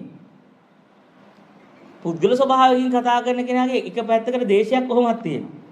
එක පැත්තකට කතා කරලා අනිත් පැත්ත කෙරේ අර ඉන්දියාවේ ඉන්නවා රමණ මහර්ෂි කියලා ගුරුවරයෙක්. ඉන්දියාවේ ඉන්නේ රමණ මහර්ෂි කියන ගුරුවරයා අවබෝධත්වයට පත්වෙච්ච කෙනෙක්. එයා අවබෝධත්වයට පත් වුණාට පස්සේ එයා ඉන්දියාවේ කුල බේදේ දිනවා හරියට. ඉන්දියාවේ බ්‍රාහ්මණයෝ තාමත් කෑම කන්නේ අනිත් මිනිස්සුත් එක්ක. එයාලා වෙන් වෙනවා. වෙන් වෙලා කන්නේ ඊට පස්සේ ඒ රමණ ආශ්‍රමේ හින්දු අය ඒ කියන්නේ බ්‍රාහ්මණ අය යාළුවෝ මස් මාළු කන්නේත් නෑ. යාළුවා ওই පුණ නූලක් දාගෙන ඉන්නේ. යාළුවා වෙජිටේරියන්. යාළුවා ඉතින් අර වෙනම අනිත් මිනිස්සු වගේ කන්නේ නෑ. පැත්තකට වෙලා ඉන්නවා. අනිත් ඊට පස්සේ අර මේ අනිත් අය වෙනම කනවා. ඉතින් ඊට පස්සේ රමණ මහර්ෂි කියන ගුරුතුමා මැද ඉන්නවා. එයා ඒ අර පැත්තෙත් නෑ මේ පැත්තේ මැද ඉන්නවා. එයාගේ ඥාතිවරයෙක් කැලකිනවා මේ මටත් මේ විදිහට මේ බ්‍රාහ්මණය බුදුම මාන්නකාරයි මේක මේ බෙදා ගන්න ඕනද කන දැන් දෙපැත්තක් මේ කියලා දැන් එයා කියනවා ඉතින් ඒක වැරදි කියලා එයා කියනවා ඊට පස්සේ ඒ රමණ මහර්ෂිට තියෙන ඔයත් එන මම වගේනේ. ඔයත් මැදට එන්න කියලා කියනවා. දැන් බලන්න අර ගුරුවරයා මැදට ඉදී එයාට තිබෙන්නේ බ්‍රාහ්මණයන්ට අකමැත්තක්වත් සාමාන්‍ය මිනිසුන්ට කැමැත්තක්වත් බ්‍රාහ්මණයන්ට කැමැත්තක්වත් අර මිනිසුන්ට අකමැත්තක්වත් නැහැ. දැන් අන්න එතනින් මධ්‍යස්ථව ඉන්නේ. දැන් අර අනිත් කෙනාත් බැලුම් බලමුන අපිට එයාත් මධ්‍යස්ථයි ඉන්නේ. හැබැයි එයාගේ ඇතුලේ තියෙනවා බ්‍රාහ්මණයන්ට තියෙන දේශේ. දේශින් අර පැත්තට බැඳලා මේකෙන් කැමැත්තට බැඳලා. හැබැයි දෙන්නම් බැලුවාම පේන්නේ හරිම මධ්‍යස්ථයි වගේ. ඒ උනාට දෙක. අන්න ඒ වගේ එක හරිය සියුම් තැනක්. ඒ අවබෝධයක් දෙන පත්‍විච්ච කෙනෙක් ಜಾති ගැන කතා කරද්දී ආගම ගැන කතා කරද්දී ඒ අවබෝධය නැති කෙනෙක් කතා කරද්දී ඒ දෙකම අපිට වෙන්නේ දෙන්නම එක තැන වගේ. ඒ උනාට දෙන්න එක තැන නෙමෙයි ඉන්නේ. එක්කෙනෙක් ශූන්‍යතාවය ඇතුළක පවතින. ඒ නිසා තේරුම් ගන්න සත්‍ය අවබෝධ කරා කියලා සංකල්ප නැති වෙන්නේ නැහැ. සත්‍ය අවබෝධ කරපු මනුස්සයෙක්ට සිතුවිලි තියෙනවා. මනාප සංකල්ප ගොඩනගා ගන්න පුළුවන්. හිතන්න පුළුවන්, කල්පනා කරන්න පුළුවන්. හැබැයි ඒ හැම එකකටම මුලක් නැහැ. හැම එකකටම පුද්ගල ස්වභාවයක් නැති මහා නිර්වාණ ධාතුවක් ඇතුලේ තමයි සියලු සංකල්ප ගොඩ නැගෙන්නේ. අර පෘථග්ජන මනස එහෙම එකක් නැහැ. එතකොට දැන් අපි ওই අවබෝධයට යන්න යද්දී අපි කියන ওই ධර්මයේ ප්‍රත්‍යක්ෂ කරන්න යද්දී අපි තේරුම් ගන්න අවශ්‍ය කරන දේ තමයි එහෙනම් අපි මේ දෙකට බෙදෙන බෙදීම මිරිගුවක් බව. ඒක හැම වෙලෙම දකින්න මිරිගුවක් කියලා කියන්නේ දැන් මේ හිතන්නකෝ දැන් අපි දැන් අයිස් කැටයක් අරගන්නකෝ. අපි අයිස් කැටයක් අරගත්තට පස්සේ දැන් අපිට ඉතින් අයිස් කැටේ මිනිස්සෙට ගහලා ඔළුව බලන්න පුළුවන්. දැන් අයිස් කැටයක් අරගන්නවා අරගෙන අපි හිතනවා මේකෙම ගාලරේ ගහලා ඔළුව බලන්න පුළුවන්. මේක හයිය දෙයක් කියලා. හැබැයි අපිට තේරෙන්නේ මේක දිගට අල්ලන් හිටියොත් මොන වගේද? මේක එහෙම ඝන දෙයක් නෑ. ඒතර අපිට තේරෙනවා අපි මේ ඝනයි කියලා ඉඳන් හිටියට මේක ඝන දෙයක් නෑ. මේක ඝනයි කියලා හිතාගත්තට ඒ වුණාට ඒක වෙනස් වෙනවා. ඒක මායාවක්. ඝන කියලා ගත්ත අයිස් කැටේ දිගට පවතිනනේ මේක මායාවක් මිරිගුවක් විතරයි. ඊට පස්සේ ඔන්න අපි දාන මෙහෙම එකක් නෑ මේක මිරිගුවක් කියලා. ඊට පස්සේ අපි ওই අයිස් කැටේ අරගෙන යනවා ඇට්ලාන්ටික් සාගරේ පැත්තට. ඒ පැත්තට ගෙනියනවා. ඒ පැත්තට ගෙනිහිල්ලා මේ අයිස් කැටේ තියන් ඉන්න. එතකොට මේක දිය වෙයිද? නෑ. දැන් ඒතකොට දැන් අපි හිතන් ඉන්නවා දිය වෙනවා කියලා. හැබැයි අතෙන්ට ගියාම ඒක ඝනව තියෙනවා. මා කියන්නේ මේක ඝනව තිබ්බත් මේ අයිස් කැටේ දිය වෙලා ගියත් මේක මායාවක් විතරයි. අන්න ඒ වගේ තමයි අයිස් කැටේ උපමාව අරන් දෙනුම් ගන්න ඔබ දකින්න සමස්ත ලෝකයේ වෙච්චරයි. ඔබට මේ විදිහට පේන්නේ මේ එක එක මානවලට සාපේක්ෂව මේක ඝනව පේනවා. දැන් සමහරට මම මේ අත මේ ඉන්න මානයේදී ඝනව පේනවා. තව මාන තලයකට දාපු ගමන්ම මේ අත දිය වෙලා යන්න ගන්නවා. ඒ තව මාන තලයකදී දැන් ඔබට මේ ඉන්න මාන තලවල ගල් වෙලා තියෙනවා. සමහරට තව මාන තලයකට ගෙනිච්චාම ගල් සර වැක්කිරෙන්න පටන් ගන්නවා. ඒ කියන්නේ එක එක මානවලට සාපේක්ෂව තමයි ඔබට මේ ලෝකයක් මේව තියෙනවා පවතිනවා කියලා ඔබට ෆීල් වෙන්න ගන්නෙ. ඔබට දැනෙන්න පටන් ගන්නෙ. එතකොට අපි තේරුම් ගන්නවා එහෙනම් මම මේ අයිස් කැට කියලා ගන්න දේවලු මේ මයික් එක කියලා ගන්න එකත් මේ හාමුදුරුවෝ කියලා ගන්න එකත් මේ මම කියලා ගන්න එකත් මේ සියල්ලම සිතේ ගොඩනගාගත්ත සංකල්පයක් විතරයි. කියලා මේක හුදු මායාවක් විතරයි. මිරිගුවක් විතරයි කියලා අපි ඒ කිසිම සංකල්පයකට අපි තේරුම් ගන්න ඇත්තටම එහෙම කිසිම දෙයක් ලෝකේ නැහැ. අපිට මේ පේන කිසිම දෙයක් ඇත්තහු නැහැ කියලා අපි මේ සංකල්ප සියල්ල මිරිගුවක් හැටියට මායාවක් හැටියට තේරුම් ගන්නවා. ඒ මායාවක් හැටියට තේරුම් ගත්තට ඒකයි මම කිව්වේ තේරුම් ගත්තට එතනින් ඊට පස්සේ සංකල්ප නැති වෙනව නෙවෙයි. දැන් මේ ධර්මයේ තේරුණාට ආයේව සංකල්ප නැන්නේ සංකල්ප බොල් වෙනවා. මායාවක් කියලා තේරුම් ගත්තට පස්සේ ඒ කිසිම දෙයක කිසි වැලියු එකක් ඇතුලේ නැති වෙලා යනවා. සංකල්ප තියෙනවා වටිනාකමක් නැති නිකන් අර පඹය වගේ කිසි වටිනාකමක් නැහැ. කිසිම හරයක් නැහැ. හරයක් නැතුව වටිනාකමක් නැතුව එන්න ගන්නවා. අන්නේ ඒ වගේ ස්වභාවය තමයි ওই දිත්තේ දිත්ත මත්තක් කියන තැත්තට හිතපත් උනාම මුතේ කියන්නේ පුතඥ මනස බෙදෙනවා. ඒ වුණාට ආර්යයන් වහන්සේ කෙනෙකුගේ මනස එහෙම බෙදෙන්නේ නැහැ. යාට දකින්න තැනම යාට දෙපැත්ත මැවෙද්දිම දන්නවා මේක විඥානේ මායාවක් විතරයි. එතරම් සිත නතරයි. ඒ කියන්නේ මිරිගුවක්. සිතිජේ වගේ එකක්. ඒ වුණාට එහෙම දෙයක් නැහැ කියන නුවණක් පිළිදෙනවා. පුතඥ මනස එහෙම මේ පුතඥ මිනිත හැම වෙලෙම කරන්නේ එයා මෙහිම අභ්‍යන්තරයේ ඇස කන නාසය කියලා එකක් බෙදා ගන්නවා. බාහිර රූප ශබ්ද ගන්ධ රස පහස කියලා එකක් බෙදනවා. මා කියන්නේ දැන් මං කියන්නේ ඔබ දකින ඇහැ, ඔබ දකින කන, නාසය ඔය ඔක්කොම ඔබේ මනසේ හදාගත්ත සංඥාවක්, ඉමේජ් එකක් විතරයි, චිත්‍රයක් විතරයි. දැන් ඒකේ දැන් සමහර අය දැන් ඒ කියන්නේ අපිට හිතෙනවා මේ දැන් සමහර කෙනෙක් ඇස මම නෙවෙයි, මගේ නෙවෙයි, ආත්මේ නෙවෙයි කියලා කන මම නෙවෙයි, මගේ නෙවෙයි, ආත්මේ නෙවෙයි කියලා කියනවානේ. එහෙම භාවනා කරනනේ. හැබැයි එහෙම කරද්දි සමහර අය හිතනවා මේ ඇත්තටම ඇහැක් කියලා එකක් තියෙනවා. තියෙන ඇහැ මගේ නෙවෙයි කියලා. හැබැයි ඔබට ධර්මය අවබෝධයේදී තේරෙන්නේ ඇහැ කියලා එකක් නැති බව. ඇහැ කියන්නේ මේ සලායතනෙන් හදාගත්ත මායාවක් මනසේ. ඒක මේ විඥාණයෙන් හදපු මායාවක් විතර. මේ සලායතනෙම කියන්නේ බොරුවක්. දැන් බුදුරජාණන් වහන්සේ ඇහැ මම නෙවෙයි මගේ නෙවෙයි කිව්වේ ඇහැක් තියනවා තියෙන ඇහැ මගේ නෙවෙයි. දැන් ඒ දෘෂ්ටියට ගියොත් එහෙම වෙන්නේ මොකක්ද දන්නවද? ඇහැක් තියනවා ඇහැ වෙනම ඉන්නවා මම වෙනම ඉන්නවා. ඒ ඇහැ මම නෙවෙයි මගේ නෙවෙයි. දැන් ඒකට ඇහැ මම නෙවෙයි මගේ නෙවෙයි කියන මම කොහෙද ඉන්නේ? ඒකත් ඉන්ක්වයරි කරන්න. ඇහැ මම නෙවෙයි මගේ නෙවෙයි ආත්මය නෙවෙයි කියනවා නම් ඇහෙන් තොරව ඉන්න මම කොහෙද ඉන්නේ? ඒකත් ඉන්ක්වයරි කරලා ඉතින් අතනින් නතර වෙන්න එපා. අතනින් නතර වෙන්නේ නැතුව එහෙනම් ඒකත් මේ විමර්ශනය කරලා බලන්න. අන්න එතකොට අපි නොදැනුවත්වම තේරෙනවා මේ සලායතනයක් කියන එකක් හදාගෙන අපි ඒකක් මේ එළියේ තියෙනවා කියලා මේ අභ්‍යන්තරය හැකන එකක් තියෙනවා බාහිර රූප ශබ්ද කියලා මේ බෙදිල්ල විඥානයේ බොරුවක්. ඔහොම එකක් කොහෙවත් කවදාකවත් තිබ්බ එකක් නෙවෙයි ඔය. ඒ නිසා ඔබ සලායතනයේම කියන්නේ අසකරනාසය ඒ කියන ආයතන 6ම ඔබේ විඥානයේ හිතිම හදපු බොරු කතාවක් විතරයි. ඔබ ඒකෙන් නිදහස් වෙච්ච දවසට ඉවරයි. ඉතින් මේ සලායතනයේ කියන මේ විඥානේ බොරුවෙන් ඒක බොල් වෙච්ච දවසට ඒක මායාවක් වෙච්ච දවසට අන්න එතකොට ඔබට කවදාක මේ ඉඳගෙන ඉන්න හිටගෙන ඉන්න ඇවිදින රූප බලන සද්ධාහන කෙනෙක් හම්බෙන්නේ නැහැ. එහෙම රූප බලන එහෙම ඇහැක් කනක් නාසයක් හම්බෙන්නේ නැහැ. ඒ ඔක්කොම දකින්න ඒක මනසෙම හැදිලා හදාගත්ත චිත්‍රයක් විතරයි කියලා. ඒ කියන්නේ මම කියන්නේ මේ අපි ඔය ගන්න සලායතනේ ඔත්තට බලන්න ඒක ගැඹුරට ධර්මයේ ගියොත් ඔබට තේරෙන මේ සලායතන කියන්නේ මෙරුවක්. මේ ඔක්කොම මේ චිත්‍රයක්. බොරුවක්. අපි හදාගෙන ඉන්නේ අභ්‍යන්තරයේ ඇහැ කනක් තියෙනවා. ඒ ඇහැට බාහිර රූප වෙනවා. බාහිර ශබ්ද වෙනවා. ශබ්ද බාහිර තියෙනවා. අභ්‍යන්තරයේ තියෙනවා කියලා. ආන් ඔය දෙපැත්තම වෙද්දි දෙපැත්ත බොරු කියලා තේරුම් ගත්ත දවසට අන්න එදාට රහතන් වහන්සේ කෙනෙක්ට ඇහැක් නැහැ. කනක් නැහැ. රූපයක් නැහැ. හුදු දැනීමක් තියෙන එච්චරයි. ඇහිමක් තියෙනවා. එතනින් එහා දෙයක් එතනින් එහා බෙදීමකට යන්නේ නැහැ. ආන්ගෙන් බෙදෙන තැන මායාව කියලා තේරුම් ගන්න පුළුවන් නම් ඒ බෙදෙද්දි බෙදීමම පවා ඔබට බොල් කරන්න පුළුවන් නම් බෙදීමම පවා බොල් කරන්න පුළුවන් නම් ඒ බෙදෙන බෙදීමම මිරිගුවක් විදිහට දකින්න පුළුවන් නම් දකින්න ටික ඔබේ මේ ආශ්‍රවේ තෙවිලා යනවා. දැන් මේ විදිහට අපි මේ මාර්ගය වඩ아가න යද්දී දැන් මේ විදිහට අපි නිර්වාණ මාර්ගෙ මෙහෙම වඩ아가න යනවා. වඩ아가න යද්දී මේ විදිහට අපේ සිත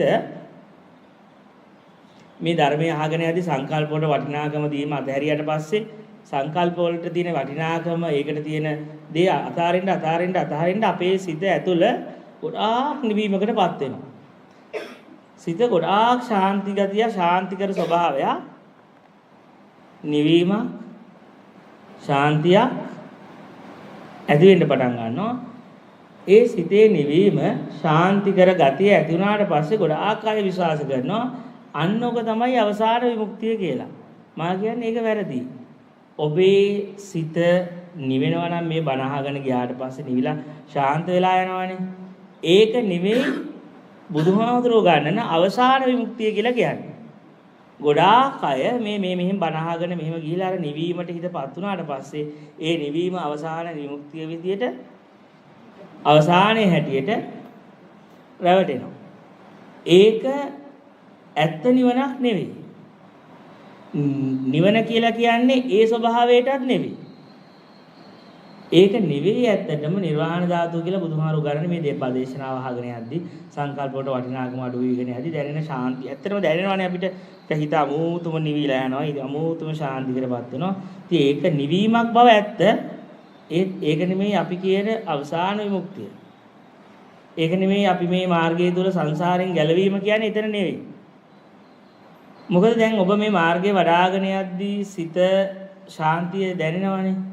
හැබැයි ටික දවසක් යද්දී සිත නොදැනුවත්වම ඒ දැනෙන ශාන්තියට ඒ දැනෙන නිවීමට හිත ගිහිලා බැඳෙනවා. ඒක අපි දන්නේත් නැතුව හිත නිවනට බැඳෙනවා. මේ කියන්නේ මාර්ගයට ඒක සමහර අයට ඒක තේරෙන්නේ නැහැ. ඒ කියන්නේ මේ මාර්ගය වඩ아가නදී පුදුමාකාර එන්න නිකන් සිත පුළුන් වගේ වෙලා සැහැල්ලු වෙනවානේ. සැහැල්ලු වෙලා නිදහස් වෙලා යද්දී නිදහස් හිතට බැඳෙනවා. නිදහස් හිතට බැඳුනොත් මං කියන්නේ ඒක එතකොට ඒ නිදහස් හිතට බැඳීම කියන්නේ නිස්සාරණත්තායද ගහනත්තායද? ග්‍රහණයත්තාය. ඒ වුණාට මුළු නිර්වාණ මාර්ගයේම තියෙන නිස්සාරණය. ග්‍රහණය කිරීම ග්‍රහණයක් නෙමෙයි මුළු නිර්වාණ මාර්ගයේ තුලම පවතින නිස්සාරණයටපත් වීම. නිදහස් වීම. එතකොට යම් වෙලාවක ඔබ නිර්වාණයේ මාර්ගයේ වඩාගෙන යද්දී දැනෙන සැහැල්ලුවට දැනෙන නිදහසට සිත බැඳුනොත් ඒකට ආයේ මාර්ගයේ වැරදෙනවා. මාර්ගය නිස්සාරණත්වය නිස්සාරණයට තියෙන මාර්ගය ආයේ ග්‍රහණත්වය ග්‍රහණයේ බවට ග්‍රහණය කිරීමක් බවට ග්‍රහණයකට සිත අහු වෙනවා. ඒ නිසා මා කියන්නේ ඔබ සිත නිවුණට පස්සේ සිත ශාන්ත වුණාට පස්සේ සිත හරීම එතුනේ හරි කම්ෆර්ටබල් නේ හරීම කාම් හරීම නිවිලා හරීම තැම්පත් වෙලා හරීම විවේක ගතියක් දැනෙනවා සිතට. සිත නොදැනුවත්වම ඒ ගතියට ග්‍රහ බැඳිලා යනවා. බැඳිලා ගියාට පස්සේ එතනින් එහාට යාගේ මාර්ගය වැඩෙන්නේ නැහැ. මොකද යා අතරින්න තියෙන මාර්ගය ග්‍රහණය කරන්න පටන් ගත්තා. එයාට ආයර සංසාර පුරුද්ද ග්‍රහණය කිරීම, උපාදානය කිරීම කියන්නේ ග්‍රහණාත් කිරීම ආය වැඩෙන්න පටන් ගන්නවා. එතකොට ඔබ හිත ග්‍රහණය කරාද කියලා සොයන්න තියෙන ලක්ෂණය තමයි ඔබ සිත ඔබ ශාන්තියට බැඳිලාද? සිතේ තියෙන අර නිවෙන ගතියට, සිතේ තැම්පත් වෙන ගතියට අර මම ඒකනේ කියන්නේ සිත නිකන් පස්සට ඇදිලා වගේ තියෙන මුල් කාලේදී කියලා. මුල් කාලේ සිත හරීම නිවිලා නිකන් හරීම S2 අඩවන් වෙලා වගේ හැමිලා පුදුම පිටිපස්සට ඇදිලා නිකන් හරීම අමුතුම නිකන් ශාන්ත ගතියක් තියෙන ඇතුළාන්තද. ඒ ගතිය ඇතුලේ ආවට පස්සේ මූඩ් එකට ආවට පස්සේ අපි දන්නේම නැතුව ඒකට අහු වෙන්නේ කියලා. අපිට හිතා ගන්නත් බෑ ඒකට මේ බැඳිලා අහු වෙලා යන විදිය. ඒකට අහු වුණාද කියලා හොයන්න හම්බෙන්නේ සිත ආයෙ අර ටික දවසක් ගියාට පස්සේ අරකට ඇති වෙනවා. ඔය දැනෙන ශාන්තිය, ඔය අර පිටිපස්සට ඇදිලා ගිහිල්ලා වගේ තියෙන නිවිච්ච ගතිය, ශාන්තිකර ගතිය නැති වෙලා ආයෙ සිතට රාගය, ද්වේෂය, මාන්නකාරකම, කුහකකම අර පරණ කෙලෙස් ටික ආයෙ අර පරණ ටික චක්‍ර කරගෙන පටන් ගන්නවා ඇතුලේ. පරණ චක්‍රය ආයෙ එන්න ගතට සිත පුදුම විදියට ඒක ප්‍රතික්ෂේප කරනවා. සිත පුදුම විදියට ඒකත් එක්ක ගැටෙනවා. ඒකට වෛර කරනවා. සිත ඒක ප්‍රතික්ෂේප කරනවා. මං කියන ආන්ගේ ප්‍රතික්ෂේපයේ තුලින් ඔබ තේරුම් ගන්න ඒ ප්‍රතික්ෂේපයේ තුලින් ඔබ ශාන්තිය ග්‍රහණය වෙලා බව. ඔබට හිතේ සමාධියට ඔබ ග්‍රහණය වෙලා. හිතේ දැනෙන නිවීමට ග්‍රහණය වෙලා. සිතේ දැනෙන ශාන්තියට සිත ග්‍රහණය වෙලා පවතිනවා. අන්න ඒක නිසා අපි කරන්නේ සිත එහෙම ආයර කෙලස් ආවට පස්සේ හිත ඇවිලෙන්න පටන් ගත්තට පස්සේ ඒක වහන්න යන්න එපා. දැන් මං කියන්නේ මෙහෙමනේ මෙමි දන්නකො. දැන් අපි කරන්නේ දැන් අපි ගින්නක් ඇවිලෙනවා. දැන් අපිව ගිනි ගන්නවා. ගිනි ගද්දී අපි මොකද කරන්න යන්නේ? ගිනි ගන්න තොත් ඒක. වතුර ගෙල්ල නිවා ගන්න යනවානේ. ඉතින් මං කියන්නේ ඊට වඩා ලේසි නැද්ද ඔය ගිනි අරගෙන පිච්චිලා යලා ඉවර දුනා නම් ආයෙ වතුර දාන්න ඕනේ නැහනේ. ආයෙ මං කියන්නේ ගිනි ගද්දී නිවන්න එපා. ගිනි ගද්දී වතුර බාල්දි හොයන්න එපා. ගිනි ගද්දී ගිනි අරගෙන පිච්චිලා මං අහන්නේ ගිනි ගද්දී අපි කලබල වෙන්නේ ඇයි? අපේ අර හිතේ අර දැනෙන ශාන්තිකර ස්වභාවයට ආශයින්දදී කයේ තියෙන ශාන්තියට කයේ තියෙන සැහැල්ලුවට ආස නැති මිනිස්සෙට ගිනි ගත්තා කියලා ප්‍රශ්නයක් නෑ ඒක. ගිනි ගැනීම ඔබට ප්‍රශ්නයක් වෙන්නේ අර ඇඟේ නිවීමට තියෙන ආශාව නිසා. මා කියන්නේ ඒ නිසා ඔබේ ඇඟ ගිනි ගද්දී වතුර බාල්දි හොයන්න නැතුව ගිනි අරගෙන අලු වෙලා යන්න දුන්නා නම් ආයේ ප්‍රශ්න ඔක්කොම ඉවරයි. පිච්චිලා යන්න දුන්නා නම් අන්න ඒ වගේ ඔබේ සිත ගිනි ගන්න දැන් මේ මාර්ගයට වඩලා හිත ශාන්තිව තියලා ආයෙ ගිනි ගන්න පටන් ගන්නවා. ඒ ගිනි ගද්දී අපි ටක් ගාලා ශාන්තියට තියෙන ආසාව නිසා මේ ගින්න නිවන්න යනවා. ගින්න නිවන්න ගියොත් ඒක මාර්ගයේ ලෞකිකයි ආයේ. ඒක සමතයක්. විදර්ශනා මාර්ගයේ තුල එහෙම එකක් නැහැ. විදර්ශනා මාර්ගයේ තුල තියෙන්නේ සිත ගිනි ගත්තට පස්සේ සිතේ ගිනි නිවන්නේ නැහැ. සිත ගිනි ගන්න දීලා ඇවිස්සෙන්න දීලා ඇවිස්සෙන ගිනි ගන්න දුක් විඳින ආගයෙන් දේශයෙන් කොහොක්කමින් මහත්යෙන් ගිනි ගන්න සිත දිහා නිශ්චලව බලාගෙන ඉන්නවා. එච්චරයි. ඒක නිවන්නේ නැහැ. නොනිවා ගින්න දිහා ඒ ගිනි ගැනීම දිහා අවදිමත්ව සිත පවත්වනවා. එතකොට අන්න එහෙම ගියාට පස්සේ ටික දවසක් ගියාට සිත ගිනි ගත්තා කියලා හෙලෙවෙන්නේ නැහැ අතුලාන්තය. ශාන්ති උනා කියලා චලනය වෙන්නේ නැහැ. ඒ කියන්නේ සිතේ ශාන්තියටත් එහා ගියපු ශාන්ත බවක් තියෙනවා. සිතේ ගිනිගත් ගැනීමටත් එහා ගොච්චර ගිනි ගත්තත් අතුලාන්තය සෙලවෙන්නේ නැහැ. ඇතුලේ කෙලස් තියෙනවා ගිනි ගන්නවා පුච්චනවා ඇතුලේ නිකන් ඒක සයනත් උපේක්ෂා වෙලා වගේ. මහා උපේක්ෂා එතකොට මේ ශාන්තියේ ගිනි ගැනීමේ සිතේ මේ ස්වභාව දෙක කෙරෙහිම කිසිම විශේෂත්වයක් නැති දැනකට අපිපත් වෙනවා. අන්න ඔක තමයි අවසාන අකුප්පාමේ චේතු විමුක්තිය කියලා කියන්නේ. උදාහරණයක් මම අයමාන්ති මාජාති නතිදානි පුනබ්බෝ එන මාමේ නැවත පුනර්භවයක් නේ අකුප්පාමේ චේතු විමුක්තියටපත් වුණා. අකුප්පාමේ චේතු විමුක්තිය කියන්නේ කිසිම දෙයකට සිත චලනය වෙන්නේ මේකේ රාගය තිබ්බ කියලා චලනය වෙන්නේ නැහැ. නිවීමට ඕනර සතුරු වෙන්නේ නැහැ. මේ දෙකම කෙරේ එකම හෙලවෙන්නේ නැති ස්වභාවය. ඒ කියන්නේ එහෙනම් මං අහන්නේ සත්‍ය අවබෝධ කරපු කෙනෙක්ගේ සිතේ ගිනි ගැනීමකුත් නැහැ ශාන්තියකුත් නැහැ. ඒ දෙකෙන්ම නිදහස් වෙලා සත්‍ය අවබෝධ කරපු අය වැඩ ඉන්නවා. ගිනි ගැනීමෙන් නිදහස් වෙලා ශාන්තියනුත් නිදහස් වෙලා. ඒ දෙකෙන්ම ඔබට ගිහිල්ලා.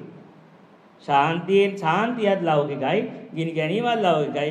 ඔය දෙකට සමහිත දැමීම තුළ ඒ දෙකෙන්ම ඔබේ තියෙන ස්වභාවයට සිත පදලින් එතන තමයි අපි කියන මේ අවසාන විමුක්තිය තියෙන්නේ. මේ අවසාන විමුක්තිය ඔතෙන්ට හිත හුරු කරගත්තට පස්සේ කෙනේ ඔකට අපි කියන්නේ ඔකට දැන් කියන්නේ විදර්ශනා උපේක්ෂාව කියලා. නැත්නම් සංඛාර උපේක්ඛා ඥානය කියලා. දැන් අපි ගැඹුරු වචන අද පාවිච්චි කළේ නෑ. ගැඹුරු සංකේ ඥාන පාවිච්චි කරනකොට ඒ ස්වභාවය ගැන මේ කියන්නේ. ඒ ස්වභාවයට සිතපත් වුණාට පස්සේ ඊට පස්සේ මං කියන්නේ යාට ඕනේ ඔක හුරු වුණාට පස්සේ යාට ඕන වෙලාවකට සමාපත්තියට සයන්න පුළුවන්. මේ නිකන් මෙහෙම ඉදි ටක් ගාලා ස්විච් ඔෆ් කරන්න පුළුවන්. ඒ කියන්නේ දැන් මේ මෙහෙම ඉන්නවා නිකන් වාල්ලා ඉන්න ගමන් මේ ඇස්සරක් ඉන්න ගමන් ඇතුලේ ස්විච් එක ඔෆ් කරනවා. ස්විච් ඔෆ් කරාම මේ පේන්නේ ඇහෙන්නේ කතා කරනවා නිකන් ඔහොම කරනවා විතරයි. නේ ඔක්කොම ඇතුලේ ස්විච් ඔෆ් වුණා. ස්විච් ඔෆ් කරගත්තට පස්සේ පේන්නේ නැහැ කියන අන්ධ වෙලා නෙමෙයි. එතනින් ඒ කියන්නේ අර නතර වුණා වගේ. සද්ද මේ ඔක්කොම ඒ ඇතුළේ සමාපත්තිය තුළ ඉන්න බල ඕන තරම් වෙලා ඒක වුණාට පස්සේ ඕන දලාක සමාපත්තියට ගිහලා ස්විච් ඔෆ් කරන්න පුළුවන්. ඕන කලබල වෙලාවක් පස්සේ ස්විච් එක ඔෆ් කරන්න පුළුවන්. ඉතින් මහා බුදුම මේක ඒ සමාපatti කියන්නේ හරි 아무තු දෙයක්. ධ්‍යාන වගේ නෙමෙයි. ධ්‍යාන ඕනලාවක් ගන්න බෑ. ධ්‍යාන වලට ගියාට පස්සේ ධ්‍යාන එහෙම අපිට ඕන වෙලාවට බෑ. ඒකට පරිසරයක් තියෙන්න ඕන, බෑග්ග්‍රවුන්ඩ් එකක් තියෙන්න ඕන. මේ සමාපත්තිය උරු කරගත්ත පස්සේ ඕන තැනකදී ටික් ගාලා ස්විච් ඔෆ් කරන්න පුළුවන්. ස්විච් ඔෆ් කරාට පස්සේ නිකන් කන් වල ස්විච් ඔෆ්. ඇස්තර ස්විච් ඔෆ් වෙලා දින ඇතුළ ඔෆ් වෙලා. ඉතින් ඊට පස්සේ ඒ නිකන් ඒක හුරු වෙනවා නිකන්. ඒක ඕන වෙලාවක ස්විච් ඔෆ් කරන්න. ඒක මුලදී ඉබේ වෙන්නේ පස්සේ ඒක හුරු වුණාට පස්සේ ඒක නිකන් ඕන වෙලාවක ඒ ස්වභාවයට යන්න පුළුවන් ගතියක් තියෙනවා. මුලදී බෑ. මුලදී ඒ සිතේ පිරිසුදුභාවයට සාපේක්ෂව තමයි ශුන්‍යතාවයට ගිල්ලවන්නේ. මුලදී අපිට ඕන ලාවට බෑ ඒක කරන්න. මුලදී සිතේ පිරිසුදුභාවයට සාපේක්ෂව ශුන්‍යතා සමාපත්තියට ගිල්ලනවා සබාදහම. ඒක අපිට ඕන ලාවට කරන එකක් නෙවෙයි ඒක. පස්සේ පුද්ගලත්වයක් නැතුව ඕන පුද්ගලත්වයක් නැහැ. හැබැයි ඕන ලාවක අර ස්විච් ඔෆ් කරන්න පුළුවන්. ඕන ලාවක සාපේක්ෂක වෙන්න පුළුවන්. ඕන ලාවක සාපේක්ෂක වෙලා කතා කරන්න පුළුවන්. හැබැයි පුද්ගලත්වයක් නැහැ එතන. ඕන වෙලාවක සාපේක්ෂත්වය අයින් කරලා ස්විච් ඔෆ් කරලා බ්ලැන්ක් වෙන්න පුළුවන්. ඒක ඉතින් හැකියාවක්. ඒකේ මාර්ගේ වඩාගෙන යන්න ඔබ ගිහිලා ඒ කියන මට්ටම වලට එනවා.